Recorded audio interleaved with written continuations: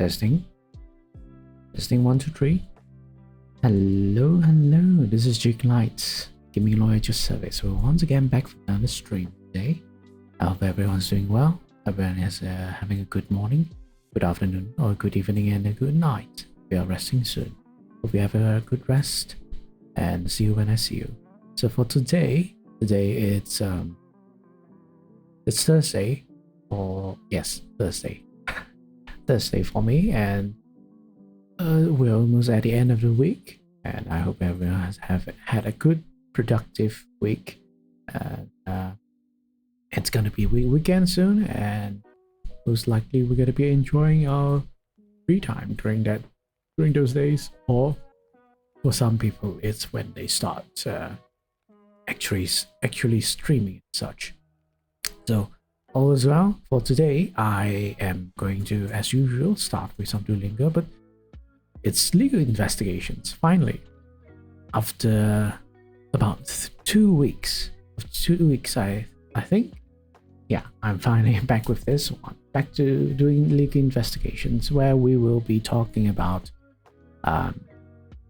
we'll be looking into, right? We'll be investigating into certain legal documents. So I'll try to explain the terms and conditions in it. We'll see what is right, what is wrong, what is important to look at, overall, how is the legal document drafted. Most of the time, it is either a very famous or very popular platform where everyone uses the services, but never really looks into their terms of services, or any other types of legal documents where they are supposed to read and comply with. You know, sometimes it's important, sometimes it's not. But if, let's say, just I would say, the chances of a person might get into any sort of legal trouble is if they've grown really big, really big, and only then I would say this sort of terms and conditions would really affect them. But then again, it's I can't say enforcement wise, I can't really say for certain, right? Whether you're small or big, they are all on paper, in theory, equally applicable. In terms, they are all equally enforceable against you or against both parties. So for my suggestion is always to not, break any of them, breach any of the terms and conditions, or do anything illegal, right? Anyhow, so without further ado, I think we should just go straight to Duolingo and do the thing. But of course, after reading the entire terms of service, hopefully by this session I'm able to do that. I'll also look into something in regards to Twitch, which I think they've published something called the Transparency Report. I've not looked into it too deeply, but it's a huge chunk of things to look at. I think it's just a report. It's just like telling you what we are doing, what they have been doing, or how they are like enforcing those rules and such, and safety features. So it'll be interesting to see what they have to say, right? Just for our ease of mind, I guess. But without further ado, let's just go into Duolingo. Right. Oops. I've disabled it. Wait for a moment. Did I disable it? I don't think I disabled it. Okay. Good. Over here. We'll start this 5 lessons. Apparently, if it's just only 5 lessons, it'll be quick.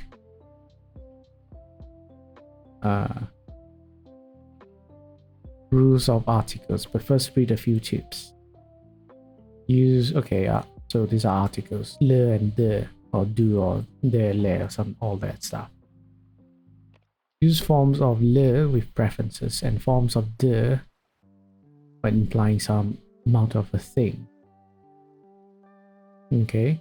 Tu manges de la soupe ou de la salade? Je mange de la brioche. Je mange de la brioche. Elle préfère la soupe ou la salade? Oh, no, ou la salade. Sorry. Je mange de la confiture. Je préfère la brioche de ces restaurants. Tu manges de la confiture. Tu détestes le de ces restaurants. De ces restaurants. From this restaurant. I hate salad. La salade. Je dois... Non. Je bois de l'eau. Je dois l'eau. Nous aimons de la brioche. De la... Oh, non. Je mange de la confiture. Man, I get confused.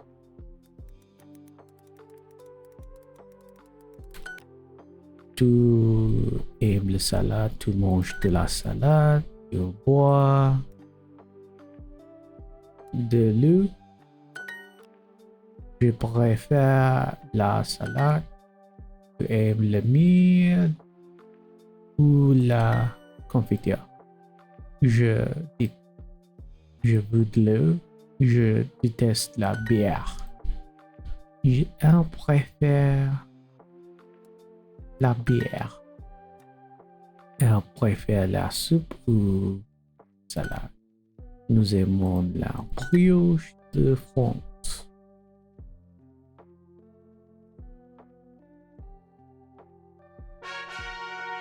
Let's continue. Je m'appelle. Tu aimes le chocolat? Tu veux du chocolat? Tu aimes le fromage ou le pain? Je veux du thé. J'aime le thé. Tu manges de miel? Elle adore le jus d'orange. Elle veut du jus d'orange. Tu aimes du lait? Oh, le lait. Je préfère le jus d'orange de ces restaurants. Je n'aime pas le miel. Je n'aime pas le miel. Tu veux du café? Non, je déteste le café. Tu bois du thé? Oh my goodness. Sorry, it's all. It has choked a bit. Il adore le chocolat de France. Tu détestes le chocolat. Je mange du beurre tous les jours. Il boit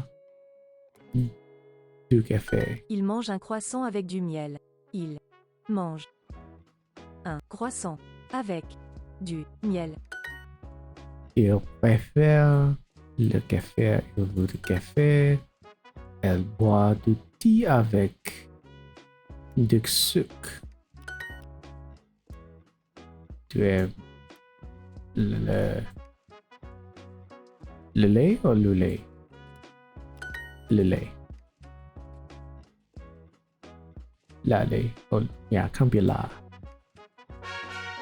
Alright. 3 more lessons.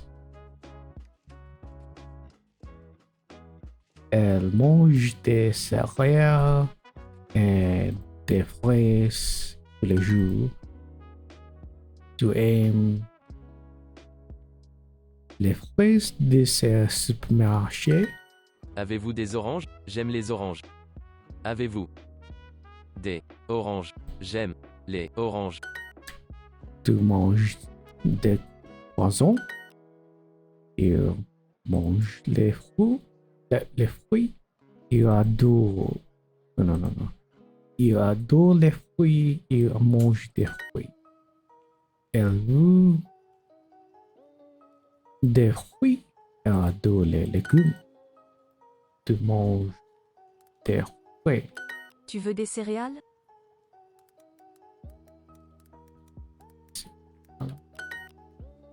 Elle mange des croissants. Elle adore les croissants. Vous voulez de la... Non. Des oranges. Yeah. Et les fruits, je mange des fruits. Elle adore les tomates. Tomate. Et les Biscuit. biscuits. Okay. Tu détestes les céréales. Vous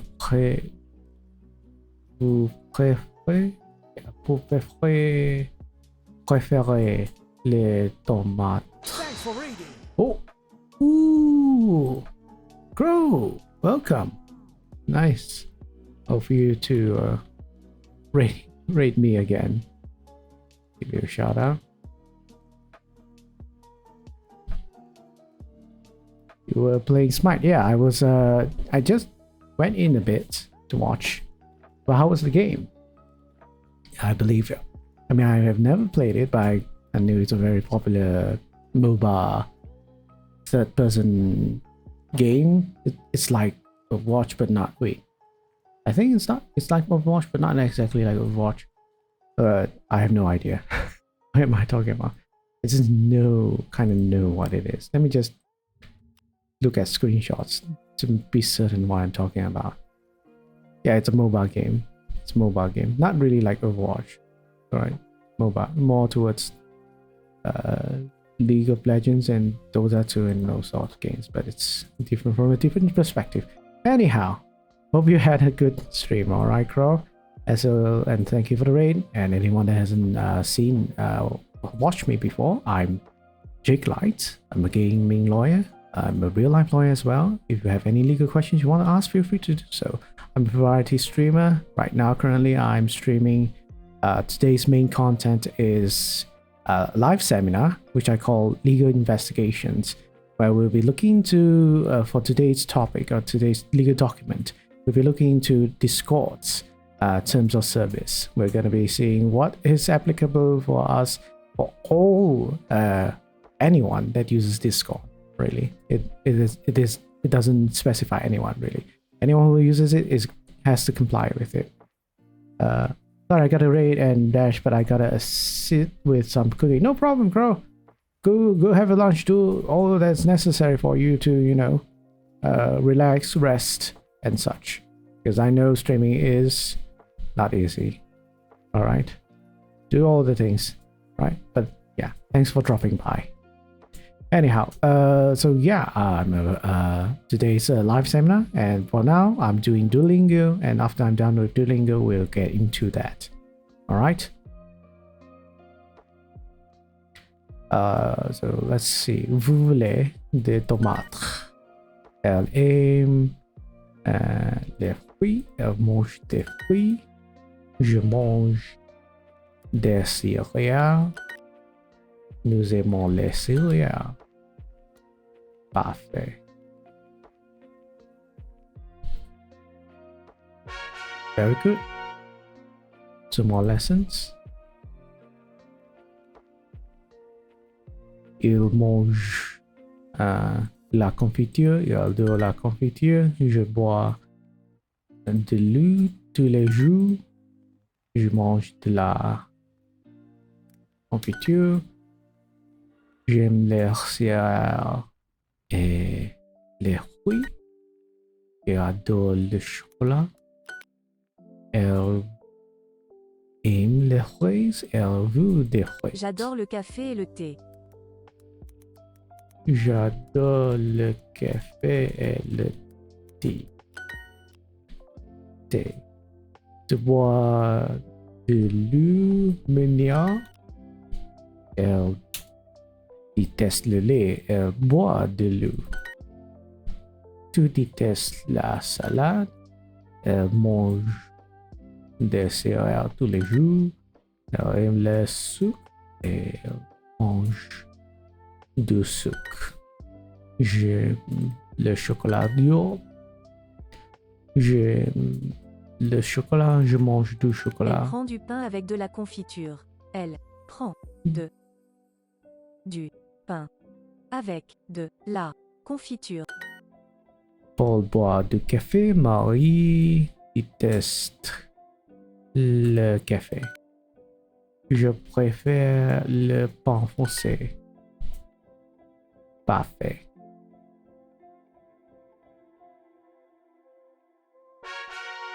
It's very easy.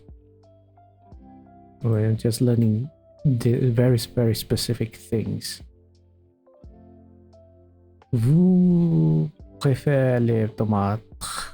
Vous voulez des tomates? Il boit du café. Je préfère la brioche. Je déteste le dessert Elle restaurant. prend du pain avec de la confiture. Elle prend du pain avec de la confiture. Il mange un croissant avec du miel. Il mange un croissant avec du miel. Nous aimons la brioche. De France, je mange des J'adore le céréales. café et le thé. J'adore le café et le thé. Tu détestes la salade. Yeah, okay, this was very easy. That's it. That's it. Managed to do Duolingo with less than 30 minutes. That must be a record. Should I do more? Yeah, I'll do a few more. This is 3 lessons more. Paul va voyager avec elle. L'été prochain. L'été prochain. En février, Oops, c'est there's no l'hiver en S. France. In fact, oh, what is that? Oh. Sounds like oh, disgusting. In February, it is winter in France. September, l'examen Est-ce qu'elle comprend? Comprend. comprend L'hiver prochain. hiver. Vous allez compenser son Cette compound matière lesson. est difficile. This subject is difficult. Alberto est très intelligent. Jean, il comprend tout. Nous allons faire du ski. We are going to ski. We are going to ski, or Faire. we are going to go skiing. Man, someone's burning something outside, probably. Tu vous regardez nos photos de vacances? Les élèves comprennent. Avec ce dictionnaire, je peux comprendre ce texte en anglais. Je bon anglais à l'université.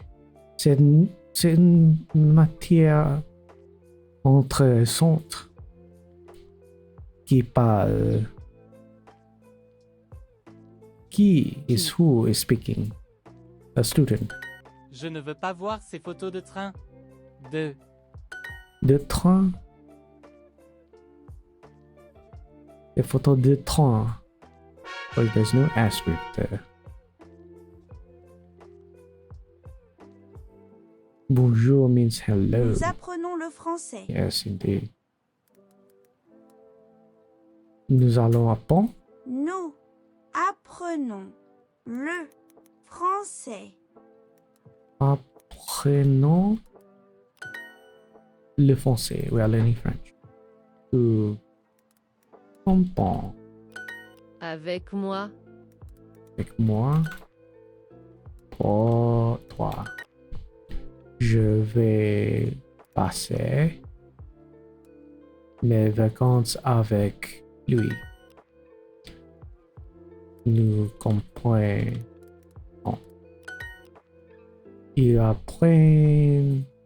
Oh no, slowly. What slowly? Lentement.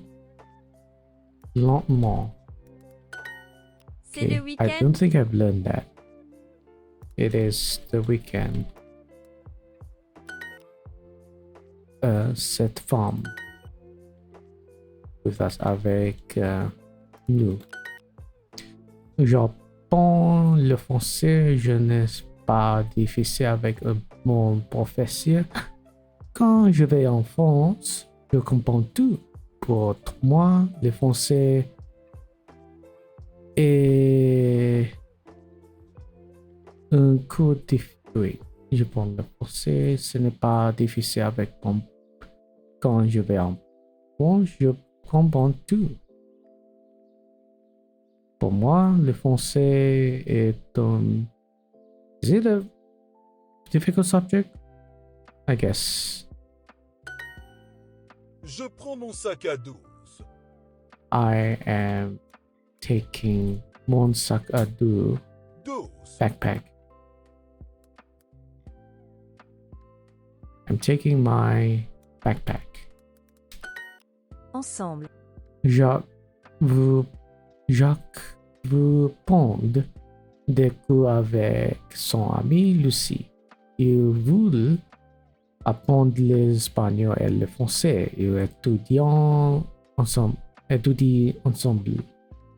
Jacques et Lucie veulent prendre des cours.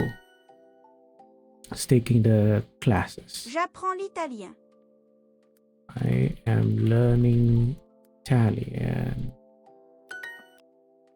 And apprend l'italien et Léo étudie l'espagnol. En Italie, on comprend tout. En Espagne, Léo comprend tout. Ils voyagent ensemble. Et comprend très bien l'italien. Okay, parfait. I'm scoring all of this. Why though? One more lesson. Continue. Les étudiants or élèves. Let's just use élèves. Comprend. Les élèves comprennent. Le mois de février. Le mois de février. We are going to live with them. Nous allons partir avec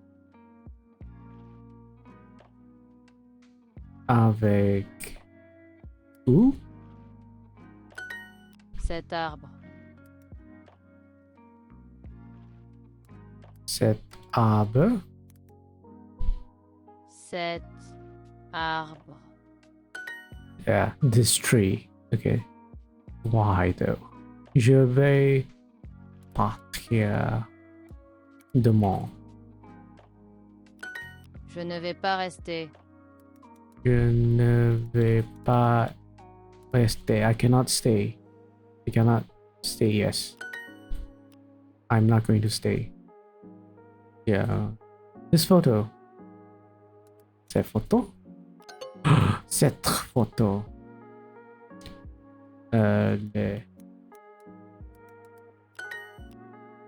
This is my dictionary. C'est ma dictionnaire? C'est mon dictionnaire. Right? Yes. Je ne veux pas voir ces photos de train. Je ne veux pas voir ces photos De train. Tu vas voyager avec lui? Are you going to leave tomorrow? Vous allez partir demain. Cette photo.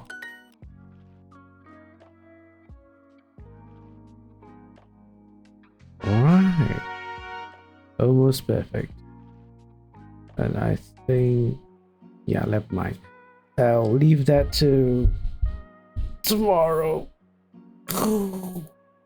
We'll consider this done now. Also, I like this gif where this person is like tickling the cat and the cat's like, no! Anyhow, let's change the subject category. Oh, I always can't do that. I have to set it. OBS is wonky like that. Boom, boom. Right, let's close this. And yep, we immediately jump into the Discord's terms of service. Alright, let me check if there's any question. Oh wait. What is this? Apparently there are worse questions, but someone just randomly asked something and I don't think I should really. It's not really. It doesn't make sense. But I'll answer it, I guess.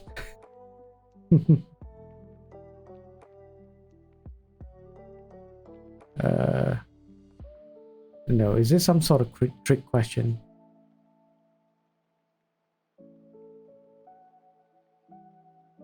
Yeah, it's not a trick question.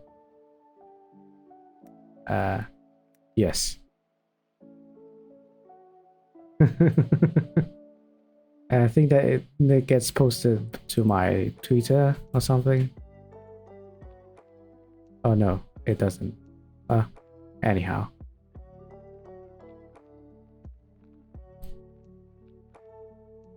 No questions, but I'll see. I'll check from time to time if there's any questions. But yes, if you are wondering when's the best time to ask me questions, it's any time really. But now this will be the best time because we're doing a live seminar, and what's a live seminar without questions really? Because if we want to learn, we all want to learn things. We should all learn things, even including myself. You asking questions to me will also help me learn. If there's something I don't know, it's something that I haven't really given much thought into, and once we answered it, both of us will be the more better off, I guess. So yeah. So for today's legal investigations, we'll be looking into Discord's terms of service, and I think I should activate the dyslexic font for this one. It's been a while. All right. Let me do this elsewhere. Just don't want to, accidentally dox myself or anything.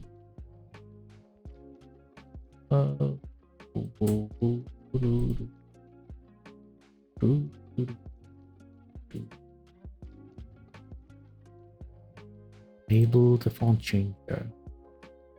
I think you should change things now. Yes, it has changed the font to one that is readable by people with dyslexia. Alright, so it is not as always.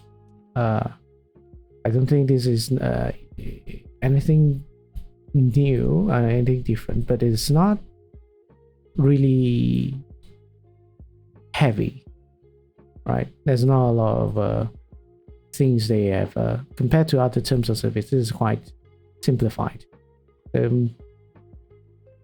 It might be very easy for people to actually read this, but then easy doesn't mean good, right?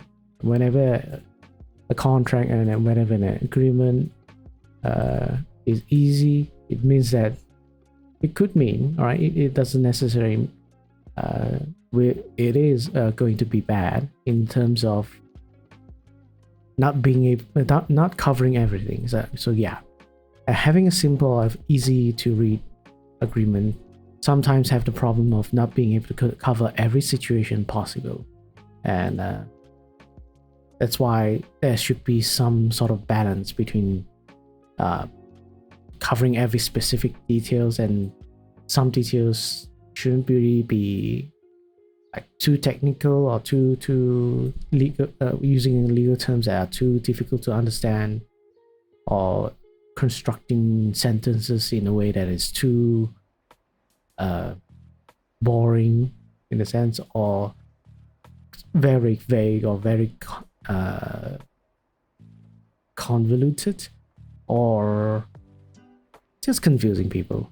Just is all over the place. We don't want that as well, right? Even if it's very detailed, we don't want that, because the important thing for any agreement, the rule of thumb for any agreement is, when you're drafting it, has to be clear, precise, and straight to the point.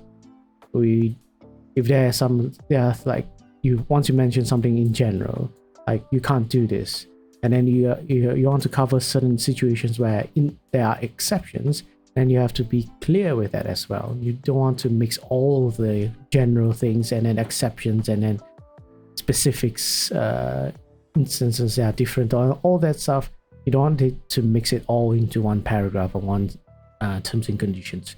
You need to like organize all this different parts of a clause of a terms and conditions to separate into separate categories or separate sections or separate subsections, all that, so that everyone is able to read it easily.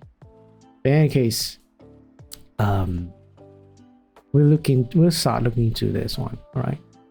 So apparently they as always, these legal documents are always updated often, and I'm glad that it has these dates where they mention when they have updated it. So apparently only recently they have updated it this year, right? Compared to some, I think Twitch hasn't updated their TOS for a long time, but apparently Discord's terms of service last updated since February 25th, 2022, and it became effective March 28, 2022. So this is something that is not normal. Apparently, I'm guessing they changed the TOS. They only say they are effective. Effective here means it is only legally binding, or will become into force, will be legally binding at a certain date. So apparently after 1 month, only after 1 month, it became effective. All these new terms or conditions, new updates to the terms and conditions of the TOS is legally binding, or that all users should be following the latest one. All right, interesting. So they this is not normal, but then some agreements have it, some agreements do not have it. But they have it here because it's for accessibility, for convenience, where they separate, but they have all. I think this means they have 16 terms. They only have 16 terms and conditions in the TOS, and with the way how they do it, we can easily just click on this one. It will move towards the section where it is what it is talking about. Apparently there are certain things they have not mentioned, because like the beginning part, they don't really say it. They don't really direct, they don't have a subject or category for it. I don't think that's a problem. But anyhow, 16 sections, and I think it's not gonna be heavy. All right, hopefully. If anyone has any questions, or like get confused with anything, feel free to ask. All right. Anyhow, let's start reading first part of this thing. Welcome. Discord is your place to talk and hang out. we're happy you're here. Okay? These terms set up forth our legal obligations to each other. They apply to your use of our services. When we say Discord, we, us, and our, in these terms, we mean Discord Incorporated, its subsidiaries, and its related companies. When we say services, in these terms, we mean Discord services, apps, websites, and other products. When we say, so all this is just telling you when you're reading this legal document, all these terms, all these things, whenever they mention it, whenever they say it, it means these things, so that we won't be confused, right? Whenever in our mind, we won't think like we is us, or you is someone else, or they're referring to specific people. But, you know, when we say you or your, we mean you. If you're accessing, okay, this is not really that helpful. If you're accessing our services on behalf of a legal entity like your employer, you agree that you have the authority to bind that entity to these terms, and you and your will refer to that entity. So I would say, you know, I mean, this is like really, this doesn't really help. What do you mean you? The person that is reading this? I guess, but you know, it could mean, doesn't really help, because we're not really having this document is like drafted in a way like they are like having a conversation with you. I don't think that's really appropriate. But then again, they could add more, like say, we mean you, the person that is reading this, as well as will be using all the services provided by us, or something like that. Yeah, I would much prefer them to say something like that rather than you or your means you. Anyhow, let's move on. We also have a privacy policy, community guidelines, and other policies that apply to your use of our services and are incorporated into these terms. You should read these policies. We've worked hard to make them simple and clear, and they contain important information about your use of our services. If you use our API, Discord's developers' terms of service and developer policy apply to that use. Discord's paid services terms apply to any purchase you make through Discord. So yes, as I've always said, the terms of service of any company or any website or any services that you use is always the first one you need to read, because it will tell you what any other documents are legally binding against you by right, in theory, right? Or in legal theory, anything that is only mentioned here should be legally binding. If anything outside of it, of all these legal documents, is said something like they made a blog, they made an article, they make a public statement to all Discord users, it is not necessarily legally binding. If they promise something, if they promise to do something, like say they promise to give everyone free Nitro or something like a free product subscription for everyone for 1 year or something like that, I don't think that happened. I don't think that will happen. But if they did say something like that, it depends on the TOS. One is depends on the TOS whether they say anything about making is it legally binding for any representatives of Discord to make such an announcement. If there is something here in the TOS saying something, nope, anyone who is representative of Discord making any promises is not legally binding, and yes, most likely you won't be able to, like, you know, make Discord give you your free Nitro or something. But then again, if they didn't say anything like that, and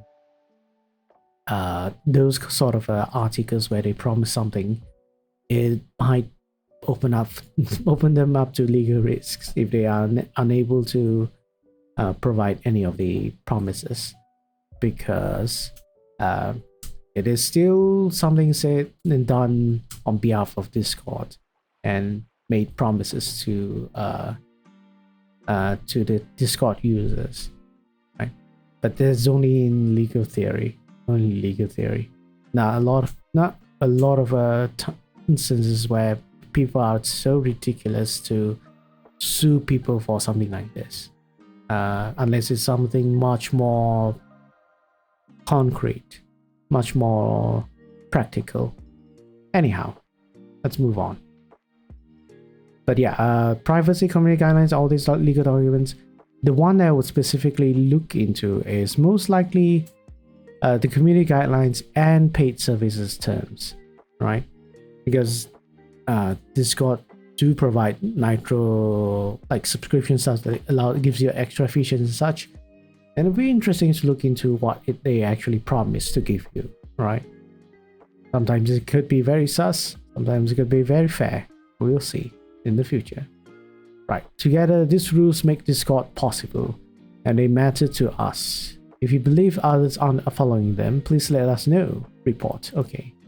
Apparently they have a like all other social platforms, they have reporting system. Important note: the section titled "Settling Disputes Between You and Discord" contains an arbitration clause and class action waiver that applies to all US-based Discord users.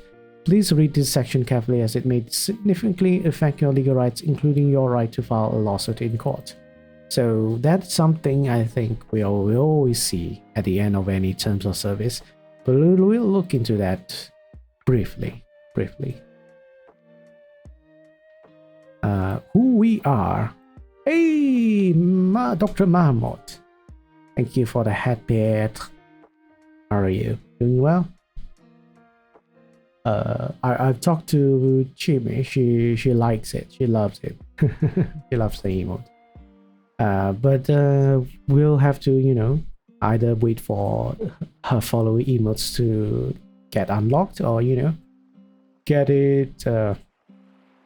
How do you say? Get her to unlock more sub emotes. Anyhow, my first archery mission, yay! Thank you, Doctor. Thank you for the gift sub for that one. Anyhow, let's continue. Who we are. We provide services that allow you to interact with other Discord users and participate in public and private communities or servers. Our service may also include access to certain software, features, and content that you can purchase from us or others. Alright. Discord services are provided by Discord Incorporated. We are located at 444 The Harrow Street, number 200, San Francisco, California, 94107, USA. So there's, I feel like a lot of big companies set up their main headquarters in California or something. Why is that though? If you reside in the European Economic Area or the United Kingdom, Discord Netherlands BV is the controller of your personal information as described in our privacy policy. Discord Netherlands BV is located at Schiphol Boulevard 195 1118 BG Schiphol, the Netherlands.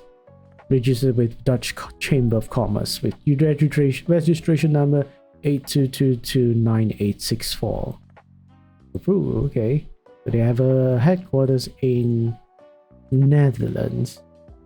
Question: if you have a community server on Discord that has activated the community function, does that mean that any channel that contains NFSW's content needs to be marked as so? I need to look into this, but the last time I've checked for in regards to the rules for a community server is that NSFW stuff is generally is allowed. Yes, you have to mark them, but this is a big but. If we're talking about partnership, where your server, one of the requirements is having your server becoming a community server, enabling community features. That's one thing. But the other thing is, right, of course, is you can't have any NSFW stuff in a partnered, if you are eligible for a partnership, right? I think you have to like have 1,000 members, something like that, and other requirements. But one of it is not having any sort of a sexual content. So not even a channel that allows that. You can have a community server with a NSFW channel. It's just that you won't be eligible for a partnership. That's what I recall. But we can look into it. I think it's easy to search. Community server rules Discord. Right. So this is really what they say, but it's not really helpful. Right. They just mention things like this. So please note that servers whose primary purpose is to facilitate sexually explicit content are not eligible for discovery at this time. So you can have those content in the server. It's just that, they don't encourage it. They don't want it to be, very, very don't encourage.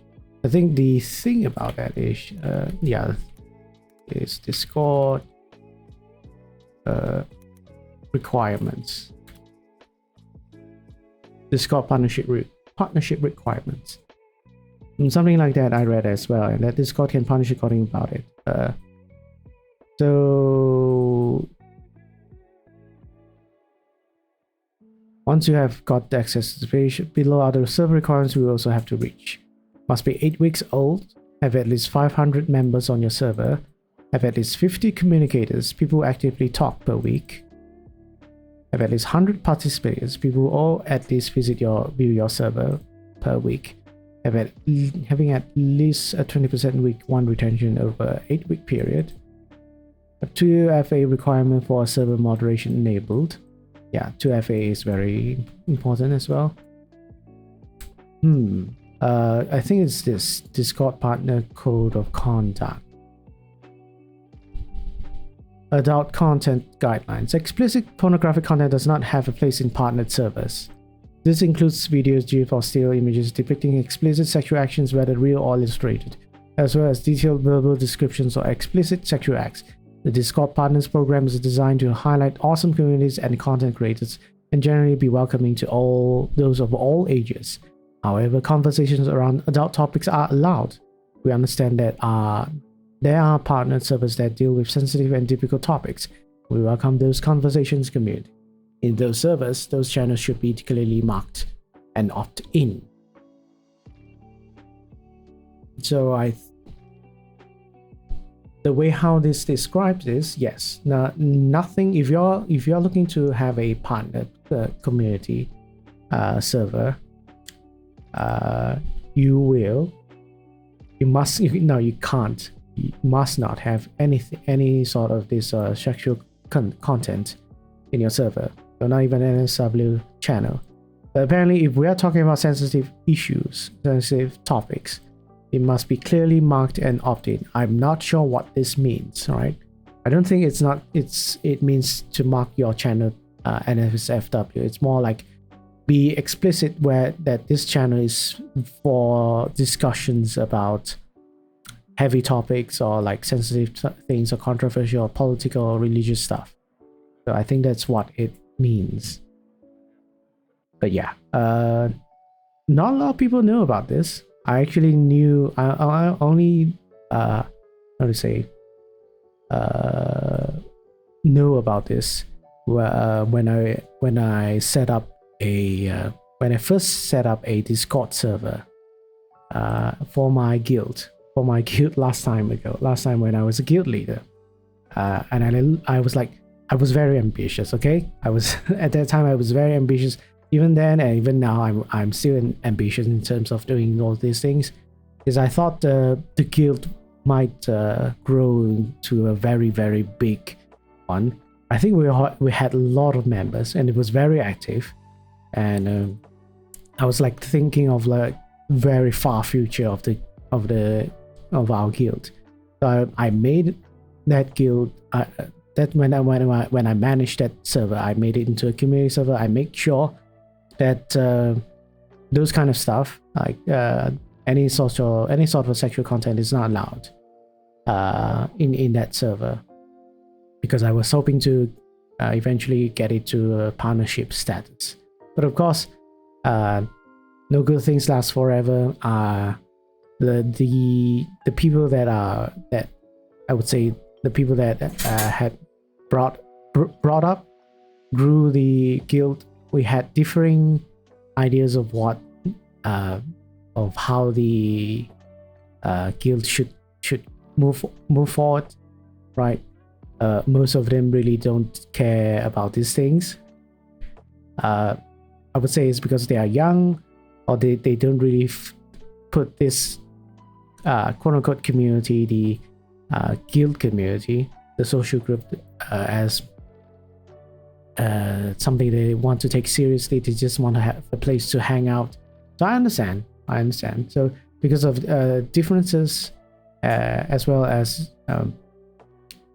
certain sensitive issues they don't really care about, controversial stuff they don't want to be mindful, so the majority was like that, or was neutral about it. So I ended up, not quitting. That's mostly the reason why I quit as a guild leader for that one. And ever since, I have no idea what happened. I have no idea what has really happened after months of not contacting, keeping in contact with the guild. But yes, whether they will punish people, your question, right, is whether they will punish people for having NSFW stuff. No, they won't punish you. They just not let you be eligible for partnership, and that's it. But they do, whether they punish you for because it's not exactly violating community guidelines. It's just you're not reaching their expectations as a requirements as a partnership. A community server can be anything. It can be focused on sexual stuff, or like all those stuff that is like adult oriented. But at the end of the day, if you're looking to get your server become more discoverable, I think there are ways. There are websites, there are places where you can increase the visibility of your server. I've done that. I tried a bit. I was when I started out my Discord server, my personal Discord server right now, I use a platform to increase visibility, but I don't think it was that useful. I kind of stopped doing that. But yes, apparently there are features for your server to be discovered. But I don't think Discord themselves have it, right? Anyhow, let's go back to this one. Go back to TOS and see what's the next section, which is, I think, is okay. Age requirements and responsibility of parents and guardians. By accessing our services, confirm that you're at least 13 years old and meet the minimum age of digital consent in your country. We maintain a list of minimum ages around the world as a resource for you. Oh, okay. They have it, all right. But we aren't able to guarantee that it is always accurate. If you are old enough to access our services in your country, but not old enough to have authority to consent to our terms, your parent or guardian must agree to our terms on your behalf. Please ask your parent or guardian to read these terms with you. If you're a parent or legal guardian and you allow your teenager to use the services, then these terms also apply to you, and you're responsible for your teenager's activity on the services. So this is the same as Twitch and Twitter, I think, all of them have a age requirement, except for YouTube. YouTube doesn't have an age requirement, but they have a strict policy in terms of letting children use YouTube. But yeah, again, this is something I have a personal stance on this one, right? I would say not some, I would say a lot of Discord servers have sexual content in them, right? A channel that they have put in for people to, post those kinds of stuff. I personally don't encourage that. I personally don't really. I personally think that it's unethical, right? People, even though you can do it, right? But the thing is, people at least of years of 13 years old, right? Or even younger, anyone really in the internet could go into your server, access your server, and they could lie about their age, whether or not you put strict requirements on trying to identify a person, whether they are an adult or a minor, right? So the thing about putting up this sort of a content in your servers is like, you're trying to be responsible, but at the same time responsible, but as well as trying to give people a place to share these things. Again, I don't really understand the purpose of having a channel like that in a community where you're supposed to, be welcoming to everyone. Some people don't like it, some people like it, some people are illegal to look at it. It's illegal for them to look at it. So, and I understand there are like arguments for and against having a channel or a place for people to post up sexual content or content that is like not supposed for children or minors to look at. The only thing I can see is that you're trying to evade, kind of like, one of the things I can see is that you're trying to evade accountability or responsibility in the event an actual minor looks into these channels, and your justification, your reason would be, no, I've put up all the signs, all the warnings, all the rules saying that this channel is only for people who are age above 18 or something. Only people who are adults can look at this content or something like that. I don't think that's a really responsible thing, at least to the level I put myself into, where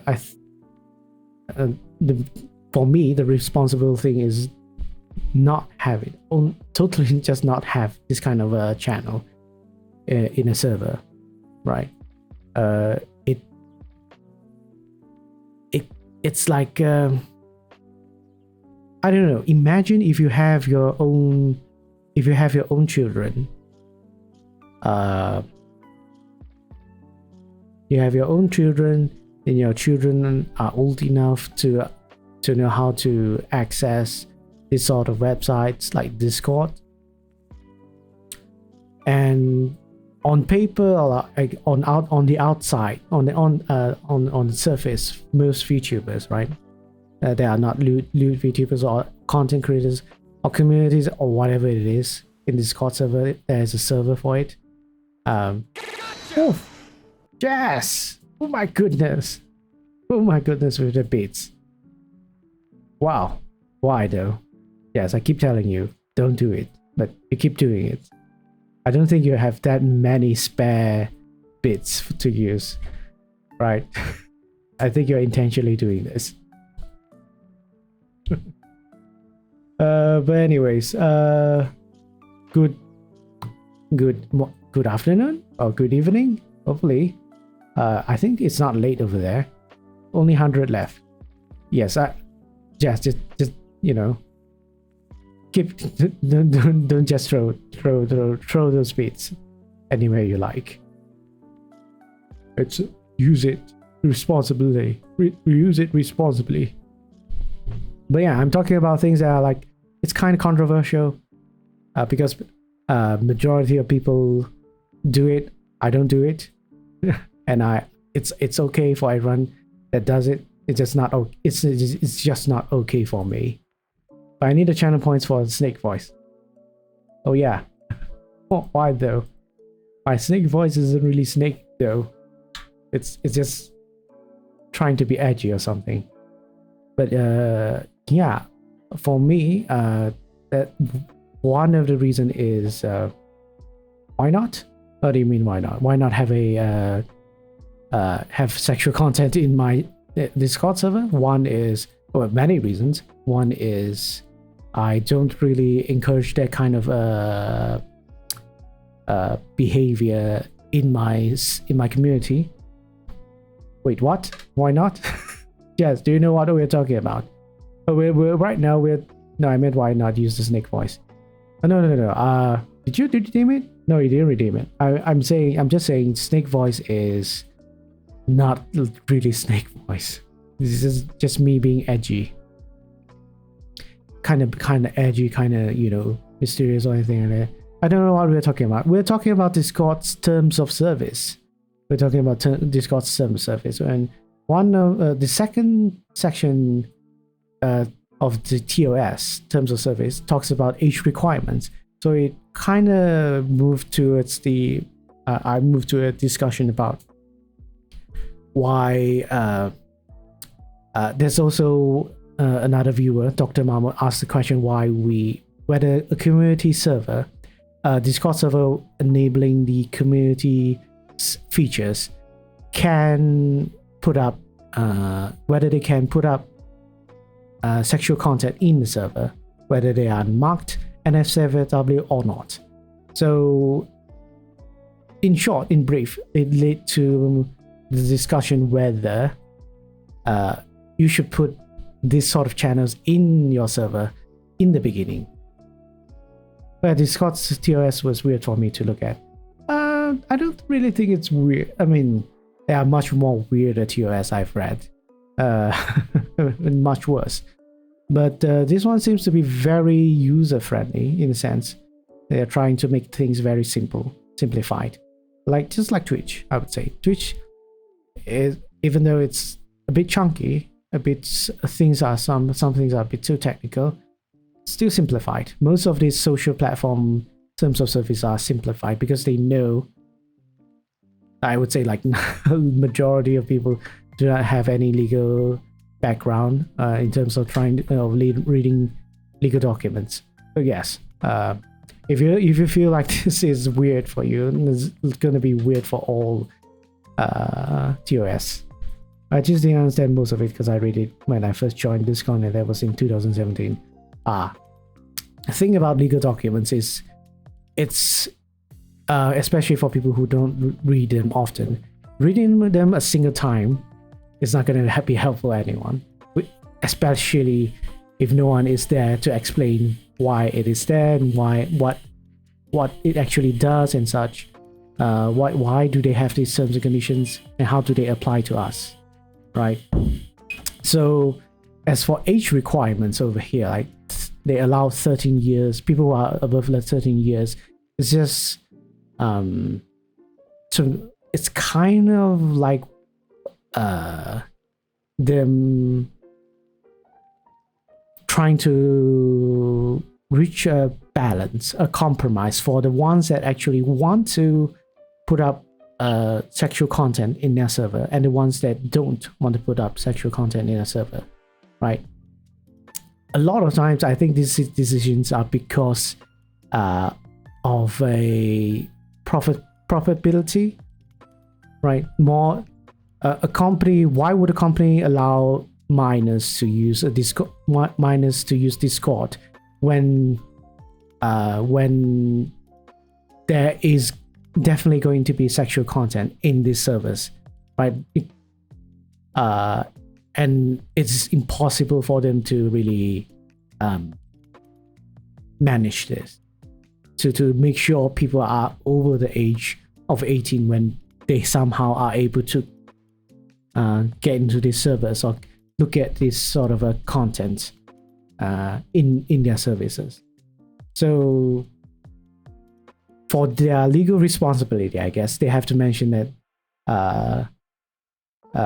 things like in community guidelines, right? In community guidelines, they might have something like, for anyone that is below 18 or something like that, they can't access this sort of a service, or can't access this sort of channels where there are such content in them. But at the end of the day, it's internet. It's not possible to find out whether people are actually adults. So it comes back to us as the users, as the people who made this service, to determine whether it's right to put up this sort of content in their servers.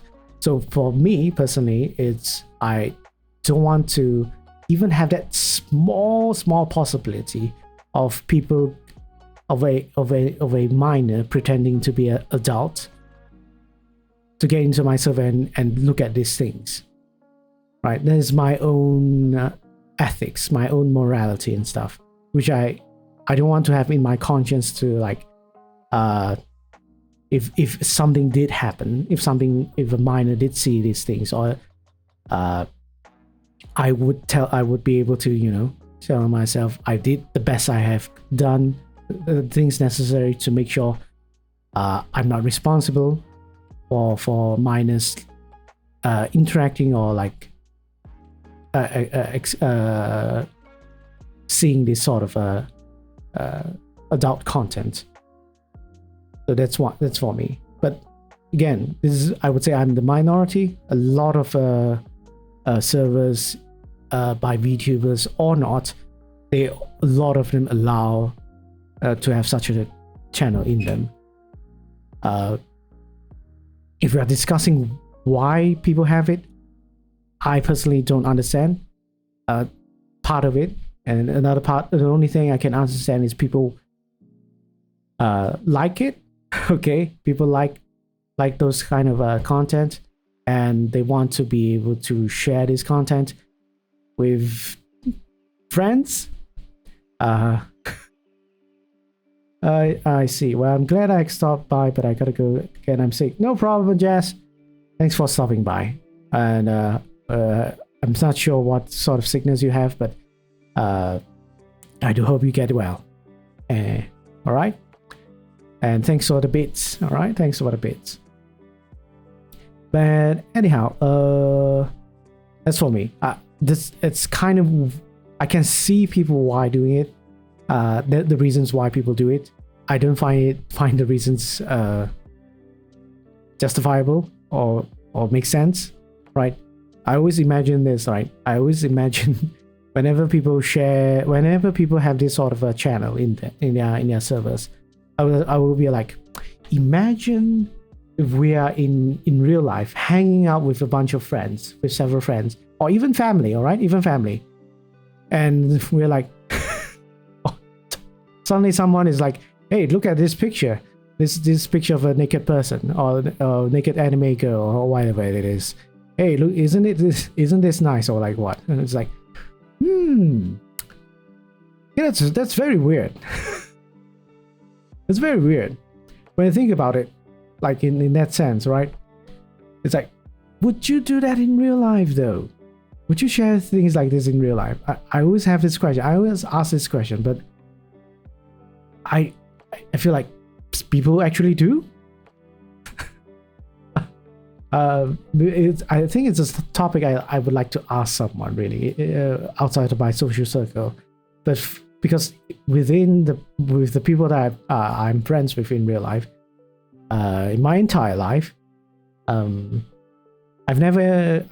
one has actually done this except for that one occasion, right? one occasion where was I was during college time, when I would just start college. I think I was like what, 18, 19 years old, either 18 or 19 years old. Started college, and there was like a ice breaking session for the first class. So I did not know anyone during that day, during that class. So basically, the lecturer will ask us to mingle with everyone, which I really don't like. I don't like being forced to, talk to people. But, with years of experience in pretending to be social, pretending to like doing these sort of social things, it was not bad. It was not bad. But apparently, the few people that I first quote unquote get to know, one of them was a guy.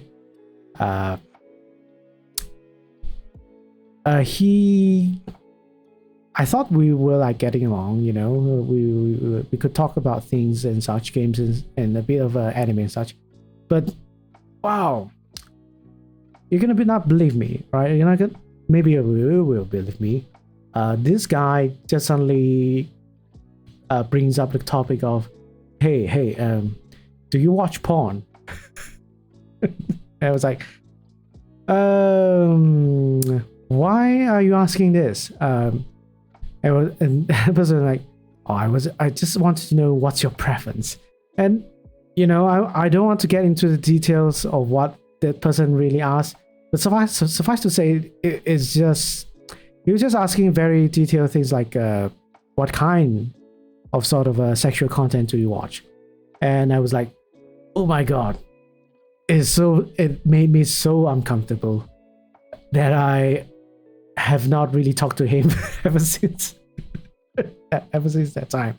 But there was another during that day. It was quite interesting as well. Not only that thing happened, all right, the other thing happened was also another, because we are like getting to know people, another dude was very weird as well. This one wasn't talking about this sort of things. They quite literally is like trying to boast that he was in some sort of gang, and I was like, okay, this is very uncomfortable as well. It was like, this guy was like, also, since he's like thinking, oh, you don't believe me, right? Then let me show you something in my car. It's like, okay. As we were leaving, we were like hanging out in a place, in the restaurant, and after we ate, it was like he went out to the car, and then like his car parked outside directly of the restaurant. It was like opening the trunk, and he showed us a machete. The dude had a machete in his trunk. I was like, okay. I have no idea how to react to this. And same thing, I never really talked to any of them after that. So from my experience, whether these things are possible, yes, it's very possible to find all these people who actually doesn't feel anything weird or doesn't feel it wrong to talk about these things or share about these things to total strangers. So, and even then, if you have friends, I think it's also very strange to talk about these things. All right. So again, imagine we're in a group. There are all sorts of different types of people, young and old, and someone brings up conversation about watching porn. I was like,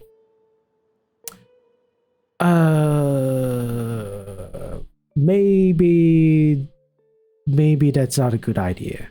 So with that said, that's why I feel like, it's always weird for me to flirt even flirting, I feel weird because it's. I would say that's more of a culture thing, but yeah, man, I'm gonna get like, oh man, this guy is so conservative or something like that. We don't better not socialize with this person. I can't say this, can't say that. Can't share this. Anyhow, let's move on. All right, let's move on. Back to this one. So basically, the gist of it is, yes, Discord allows minors to access Discord services, but I guess for legal reasons, the only thing they have to do is make sure they have the necessary. They've taken the necessary steps to make sure minors do not look at this sort of content, right? But anyhow, what's the next one? What can you expect from us? Well, okay, that's weird. What is this? We're actively developing new features and products to improve Discord. As part of these efforts, we may add or remove features, start offering on new services, or stop offering old services. While we try to avoid disruptions, we cannot guarantee that there will not be an outage or change to the services, and your content may be not retrievable due to such outages or changes. We are not liable for any such outages or service changes. So this is kind of a disclaimer clause disguised as something they are like telling you, we're doing things to improve your experience when you're using Discord. But in reality, they are just trying to tell you, if let's say we did remove something intentionally or add something intentionally that would make you suffer something, maybe monetary or anything like that, they are not responsible. But again, disclaimer clauses aren't necessarily enforceable, right? It always depends on what has been actually done for them to, avoid responsibility.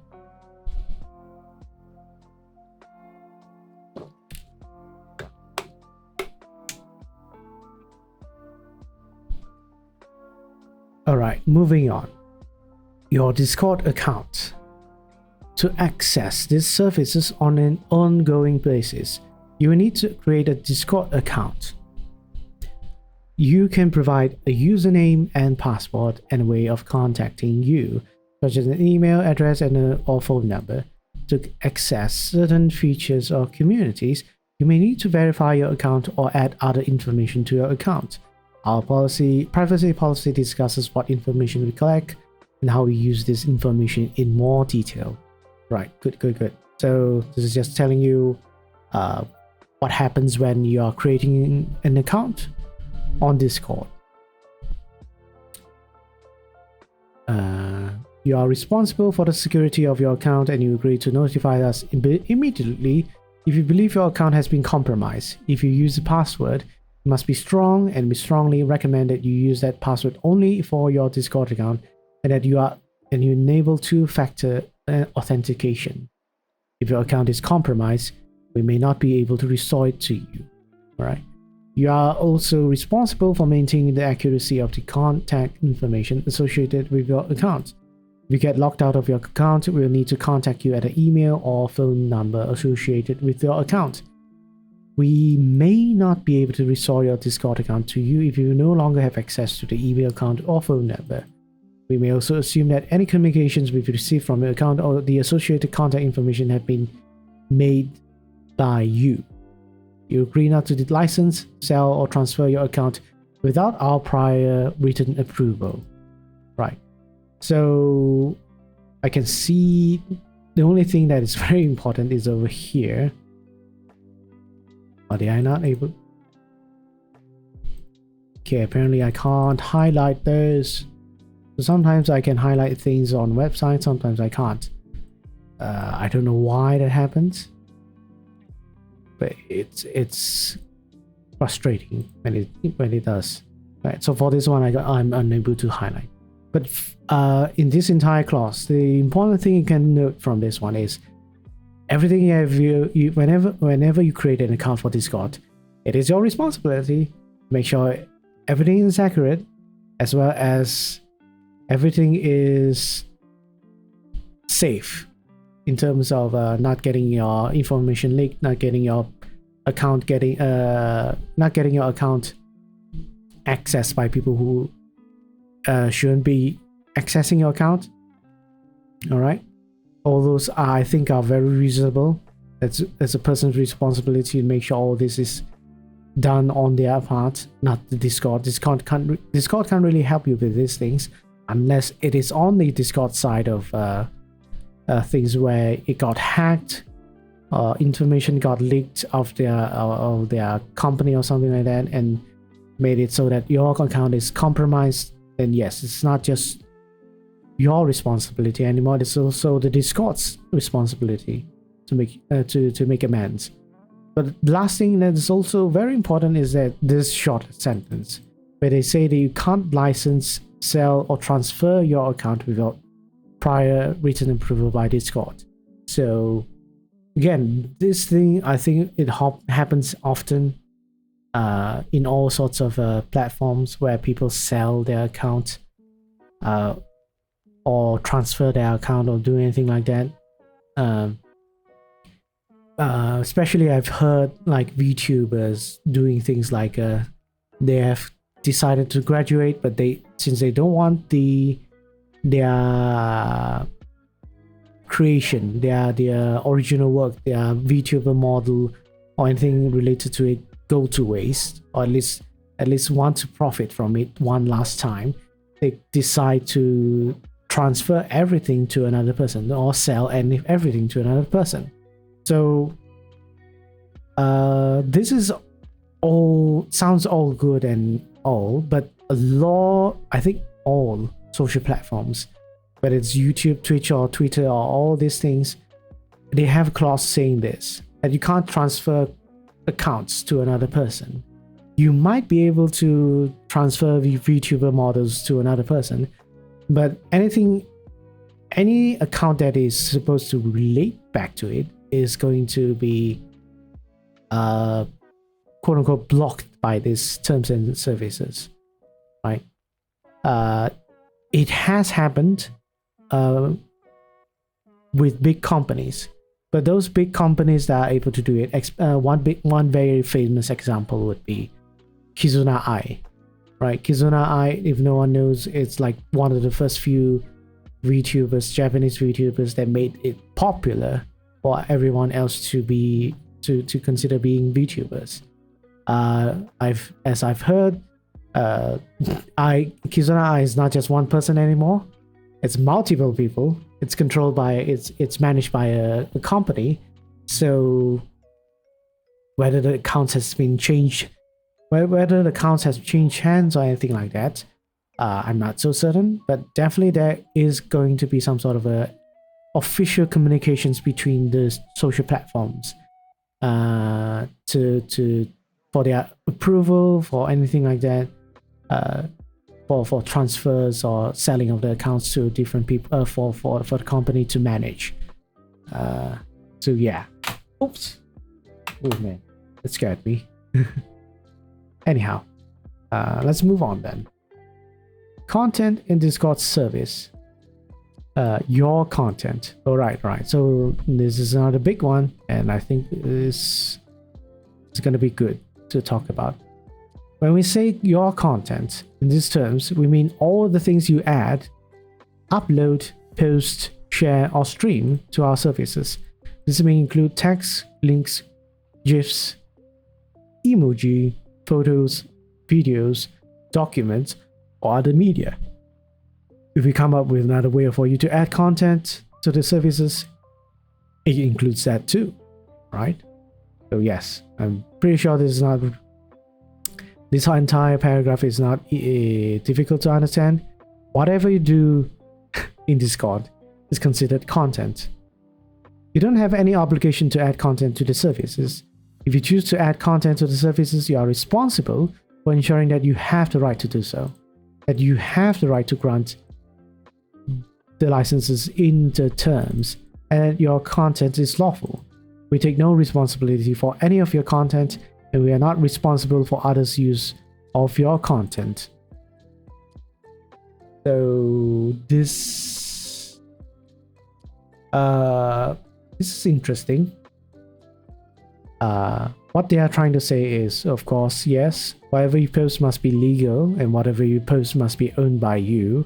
But this is like kind of gray, because Discord allows you to post things that are not yours already, provided by their services, like GIFs, right? GIFs are very, very not something that you owned. So there's that. But the other thing that's interesting is that if other people are using your content, if other people are like say copying you, or like using your copyrighted work for their own purposes or something like that, they are not going to be responsible. I don't think that's right. I don't think that's I think this sentence over here is applicable for certain things, not for copyrighted stuff. But we'll see. All right. Our services allow users to add content in a number of different ways, including via direct messages and smaller and larger communities. Some of these spaces are public, and if you share content within them, that content may be accessed by people you do not know. For example, some servers are available in the server discovery section of the app and do not require any invite link to join. Other server owners may publish their server invite link on public websites. Anyone can access these spaces. You should be aware that these permissions are set by server owners or admins, and they may change over time. Please understand the difference between posting in public and private spaces on Discord, and choose the right space, features, and settings for you and your content. To understand how we treat your personal information, see our privacy policy. So talking about private and public spaces for Discord, it kind of really backs to it really backs and reminds me back of the thing about public relations amongst VTubers. There's so many instances. One thing I'm glad is that I'm still very active browsing Twitter, but so far I've not seen drama happening, and I hope it stays for a few days longer, because I don't like seeing these things. But maybe it's because I actually did kind of reduce my feed in terms of reduce from seeing this sort of drama happening, because there are some people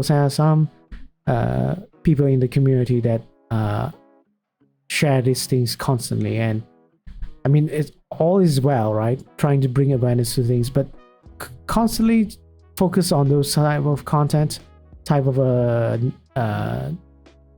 news or such is not healthy, and I don't really encourage people to do that. Don't encourage people to do that constantly, and it affects people from wanting to follow you, wanting to see your content. If all your posting is like trying to shame people, humiliate people, or call out on people being banned or anything, whether it's true or not, it just shows that you're kind of a hateful person in a sense, or a person that is focused on the negativity of life, and is not good, not healthy to be with, right? Unfortunately, it's like people hang out with other friends or want to look at other people or see how they are doing, is more often than not want to see how they are doing. If they are doing okay, doing fine, makes them it's okay, it's fine, then it probably will make them be happy to know that they are fine, they're enjoying life. But if your friend or if the acquaintance that you have is all just posting about oh man, this is happening, this tragedy is happening, or this drama is happening, this controversial issue is happening, it's gonna be like, man, I know you're a good person, but you know, I don't like seeing this kind of things on my feed. So unfortunately, I either have to unfollow you or mute you. So that's the thing. So there's always need to be a balance, especially because I would say this is much more applicable when someone has a following. Again, always with someone who has a following, has a community, and has the quote-unquote power to influence people with whatever they say and whatever they do and whatever they share.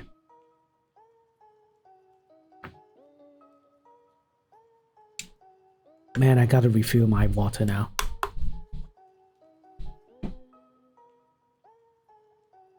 But yeah, even if it's, let's say you're not sharing these things in public, but in private, it depends on what private means then. If you are sharing these things in the server, in your own Discord server, chances are people don't really want to see that as well, unless they know the places that the servers that they are in are specialized in or are catered to this sort of content, sharing this kind of content. And I would say that's much better. People would have the people would be able to be prepared to look at these things, rather than on places like Twitter, where nothing is controlled, nothing can be quite controlled in what can be seen, right? If people want to just watch cat videos or cat things related to that, Twitter might not be the best place, because some people, maybe they do post a lot of cat stuff, but some people occasionally post some other things that they might not like to see. So that's that. You know, that's why Twitter is not a good place to browse for too long. Right, your content is yours, but you give us a license to it when you use Discord. Your content may be protected by certain intellectual property rights. We don't own those. But by using our services, you grant us a license, which is a form of permission to do the following with your content, in accordance with applicable legal requirements, in connection with operating, developing, and improving our services. So I guess this is kind of good. They actually explain what does giving them a license is, and also they specify really well what sort of permissions you've allowed Discord to use them for. So apparently they have said, for the purposes, of course, operating, developing, and improving their services. But this is kind of very broad, very general. We have no idea what this would mean. Anything could be included in this purpose. So what examples are they? Use, copy, store, distribute, and communicate your content in manners consistent with your use of the services. For example, so we can store and display your content, right? That is very reasonable, right? If you don't give them license to let you post things on their Discord server, it won't make it possible. It wouldn't be possible in the first place, right? Publish, publicly perform, or publicly display your content if you've chosen to make it visible to others. For example, so we can display your messages if you post them in public servers. Monitor, modify, translate, and reformat your content. For example, so we can resize an image you post to fit on a mobile device. So good. They specify the specific use for all this, and it gives example. But then, are these examples limited though? Right. They do all this kind of transparent thing, but at the end of the day, when you let someone like me who reads these terms and conditions, you can always interpret it differently. sub-license your content to allow our service to work as intended. For example, so we can store your content with our cloud service providers. This license is worldwide, non-exclusive, which means you can still license your content to others. Royalty-free, which means there are no fees for this license. Transferable and perpetual. Reserve the right to block, remove, and/or permanently delete your content for any reason, including breach of these terms, our community guidelines, or other policies, or any applicable law or regulation.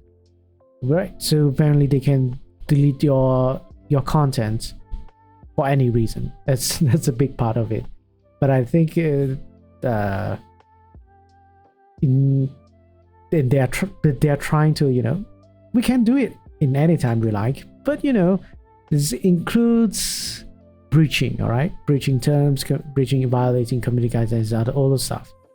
So they are trying to say no, they won't be like just delete your stuff, delete content for the fun of it. They most likely would put a reason behind it.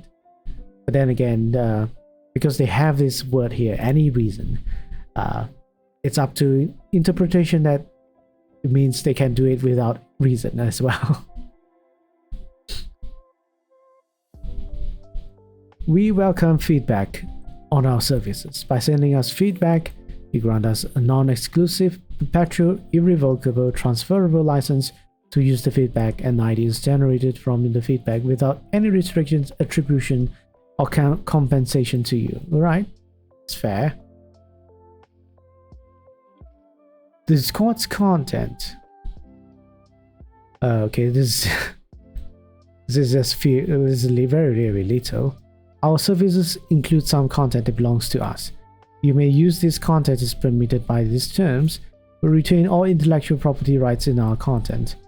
So what is Discord's content? We have no idea. Could be the entire service itself is considered Discord content, right? Because they technically they don't really explain what content is. They did explain your content means all these things, right? But we do not know what Discord's content means. So this is not good, but I'm not sure why. Maybe for confidentiality purposes, but I don't think so. It would be good for them to list out a few certain things, maybe like say the Discord's logo, the Discord's layout interface, something like that. Is Discord's content. But yeah, this is like, yeah, we have content and it still belongs to us, and you can't use them. You can't use them unless it's permitted. We have no idea what this is. Other content. Other people's content. Our services might also provide you with access to other people's content. You may not use this content without that person's consent or as allowed by law. Other people's content is theirs and doesn't necessarily reflect Discord's own views. Discord doesn't endorse or verify the accuracy or reliability of content shared by Discord's users. We work hard to try to make Discord a safe, positive, and inclusive space, but cannot prevent you from encountering content that you may find objectionable or offensive. If you agree, we will not be liable for any harm caused by that content. You may report content that you think violates any of our policies. We have the right, but not the obligation, to review such reports and block or remove content at our discretion. Right. So they're saying two things over here. Oh, well, a lot of things actually. One thing is they are saying is that they are telling you can't post other people's content without their consent. Right, so basically you can't post art, you can't post a lot of things with this, how this is worded. I guess you can share links. Sharing links is no problem, but sharing pictures might be a problem. without crediting them, without linking them to the places where it should, where you can find them, all those things. So yeah, but also interesting enough, other people's content, I could actually interpret this as something, direct messages, or I'm not so certain, right? But this is my interpretation at least. But maybe it's not enforced by Discord. I'll have to check on this if I'm able to check on this. But this could mean that anytime you have a private conversation, you have any sort of conversation in a Discord server or in a direct message, you're not supposed to share or use anything that's considered another person's content. So unfortunately, we do not know what content here means. We could always assume that content over here means whatever is described over here. Yeah, over here, which includes all things, text even. So if text is included, it means that whenever a person is having a private conversation, anything like that, you're not supposed to share it elsewhere, or you're not supposed to use it elsewhere. But I don't know. The thing is, enforcement wise, I don't know if this is a thing that Discord actually enforces. I have to look into this. Whether they actually enforce things like not allowing other people to share private conversations, or conversations posted in Discord itself. Because if that is the case, then people have been doing something very illegal. Well, not really illegal, something at least unethical. Discord doesn't endorse or verify the accuracy or reliability of content shared by Discord users. Right, so they're also saying they don't want to make sure, they don't want to manage misinformation, or at least I have no idea how this actually applies. So Discord doesn't endorse or verify the accuracy or reliability of content shared by Discord users. I mean, you don't endorse, yes, you don't verify. But if let's say you get a report from it, do you afterwards verify it or not?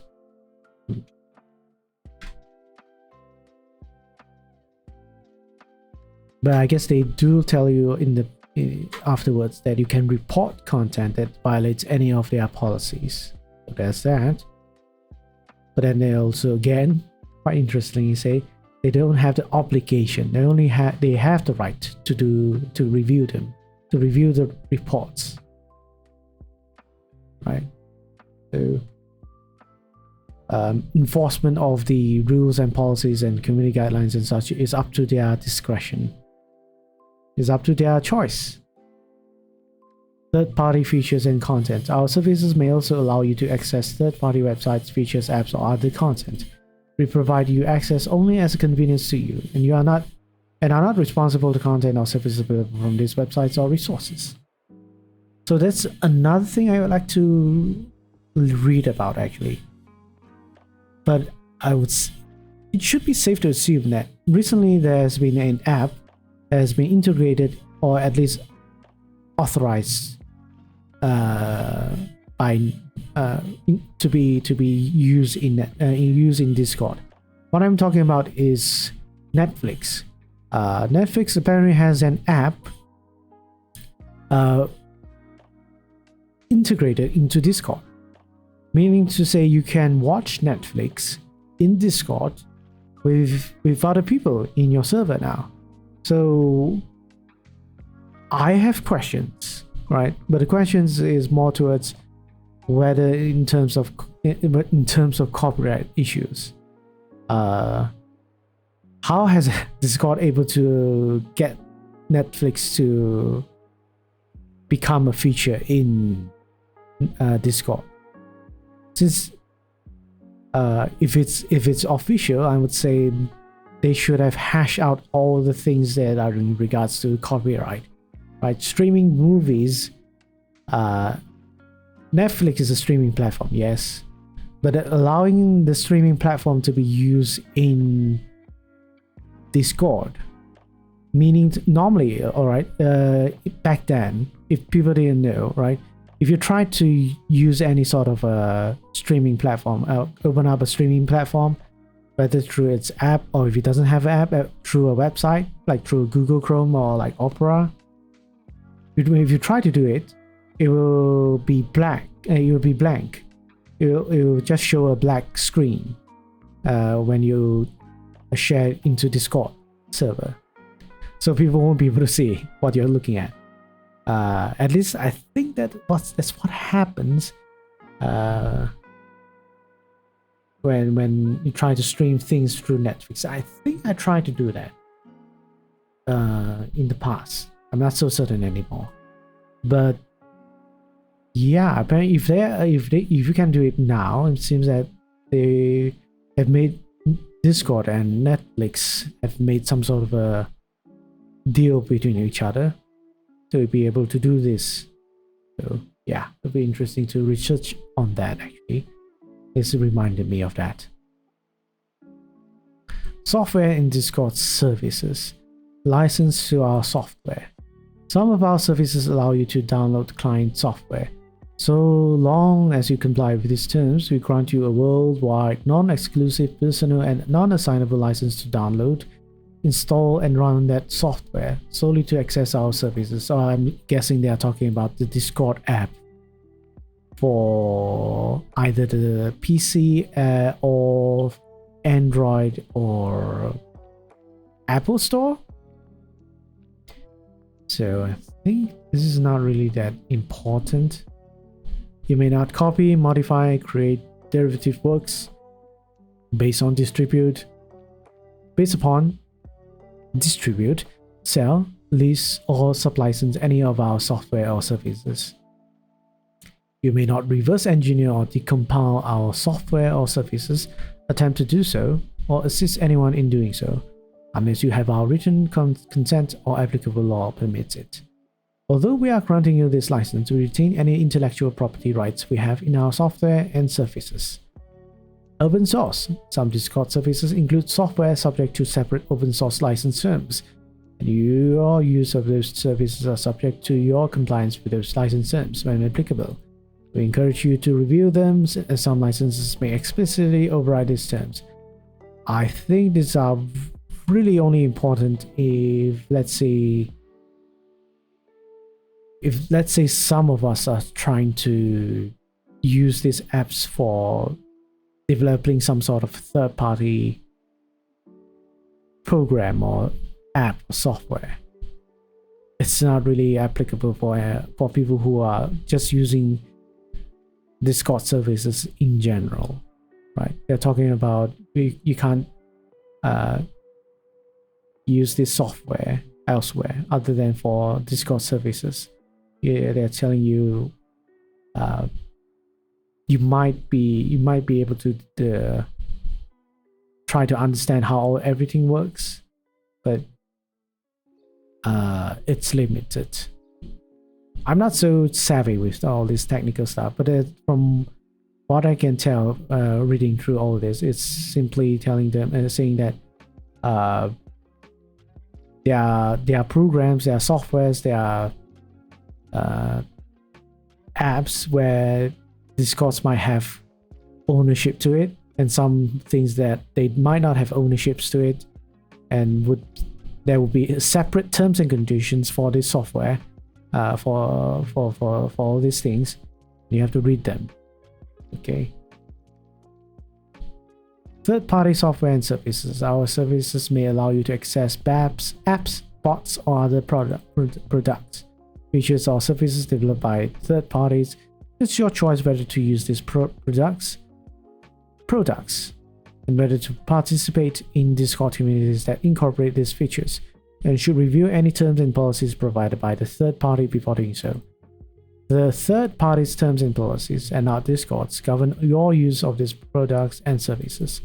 While these third-party services do not need to follow all policies that apply to them, they include our community guidelines, developer terms of service, and developer policy. Discord is not responsible for products developed by third party.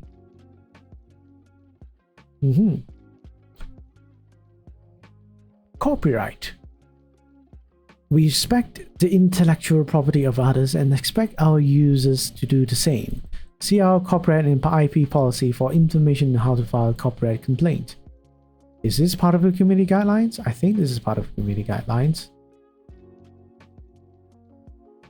Well, apparently this isn't. Interesting.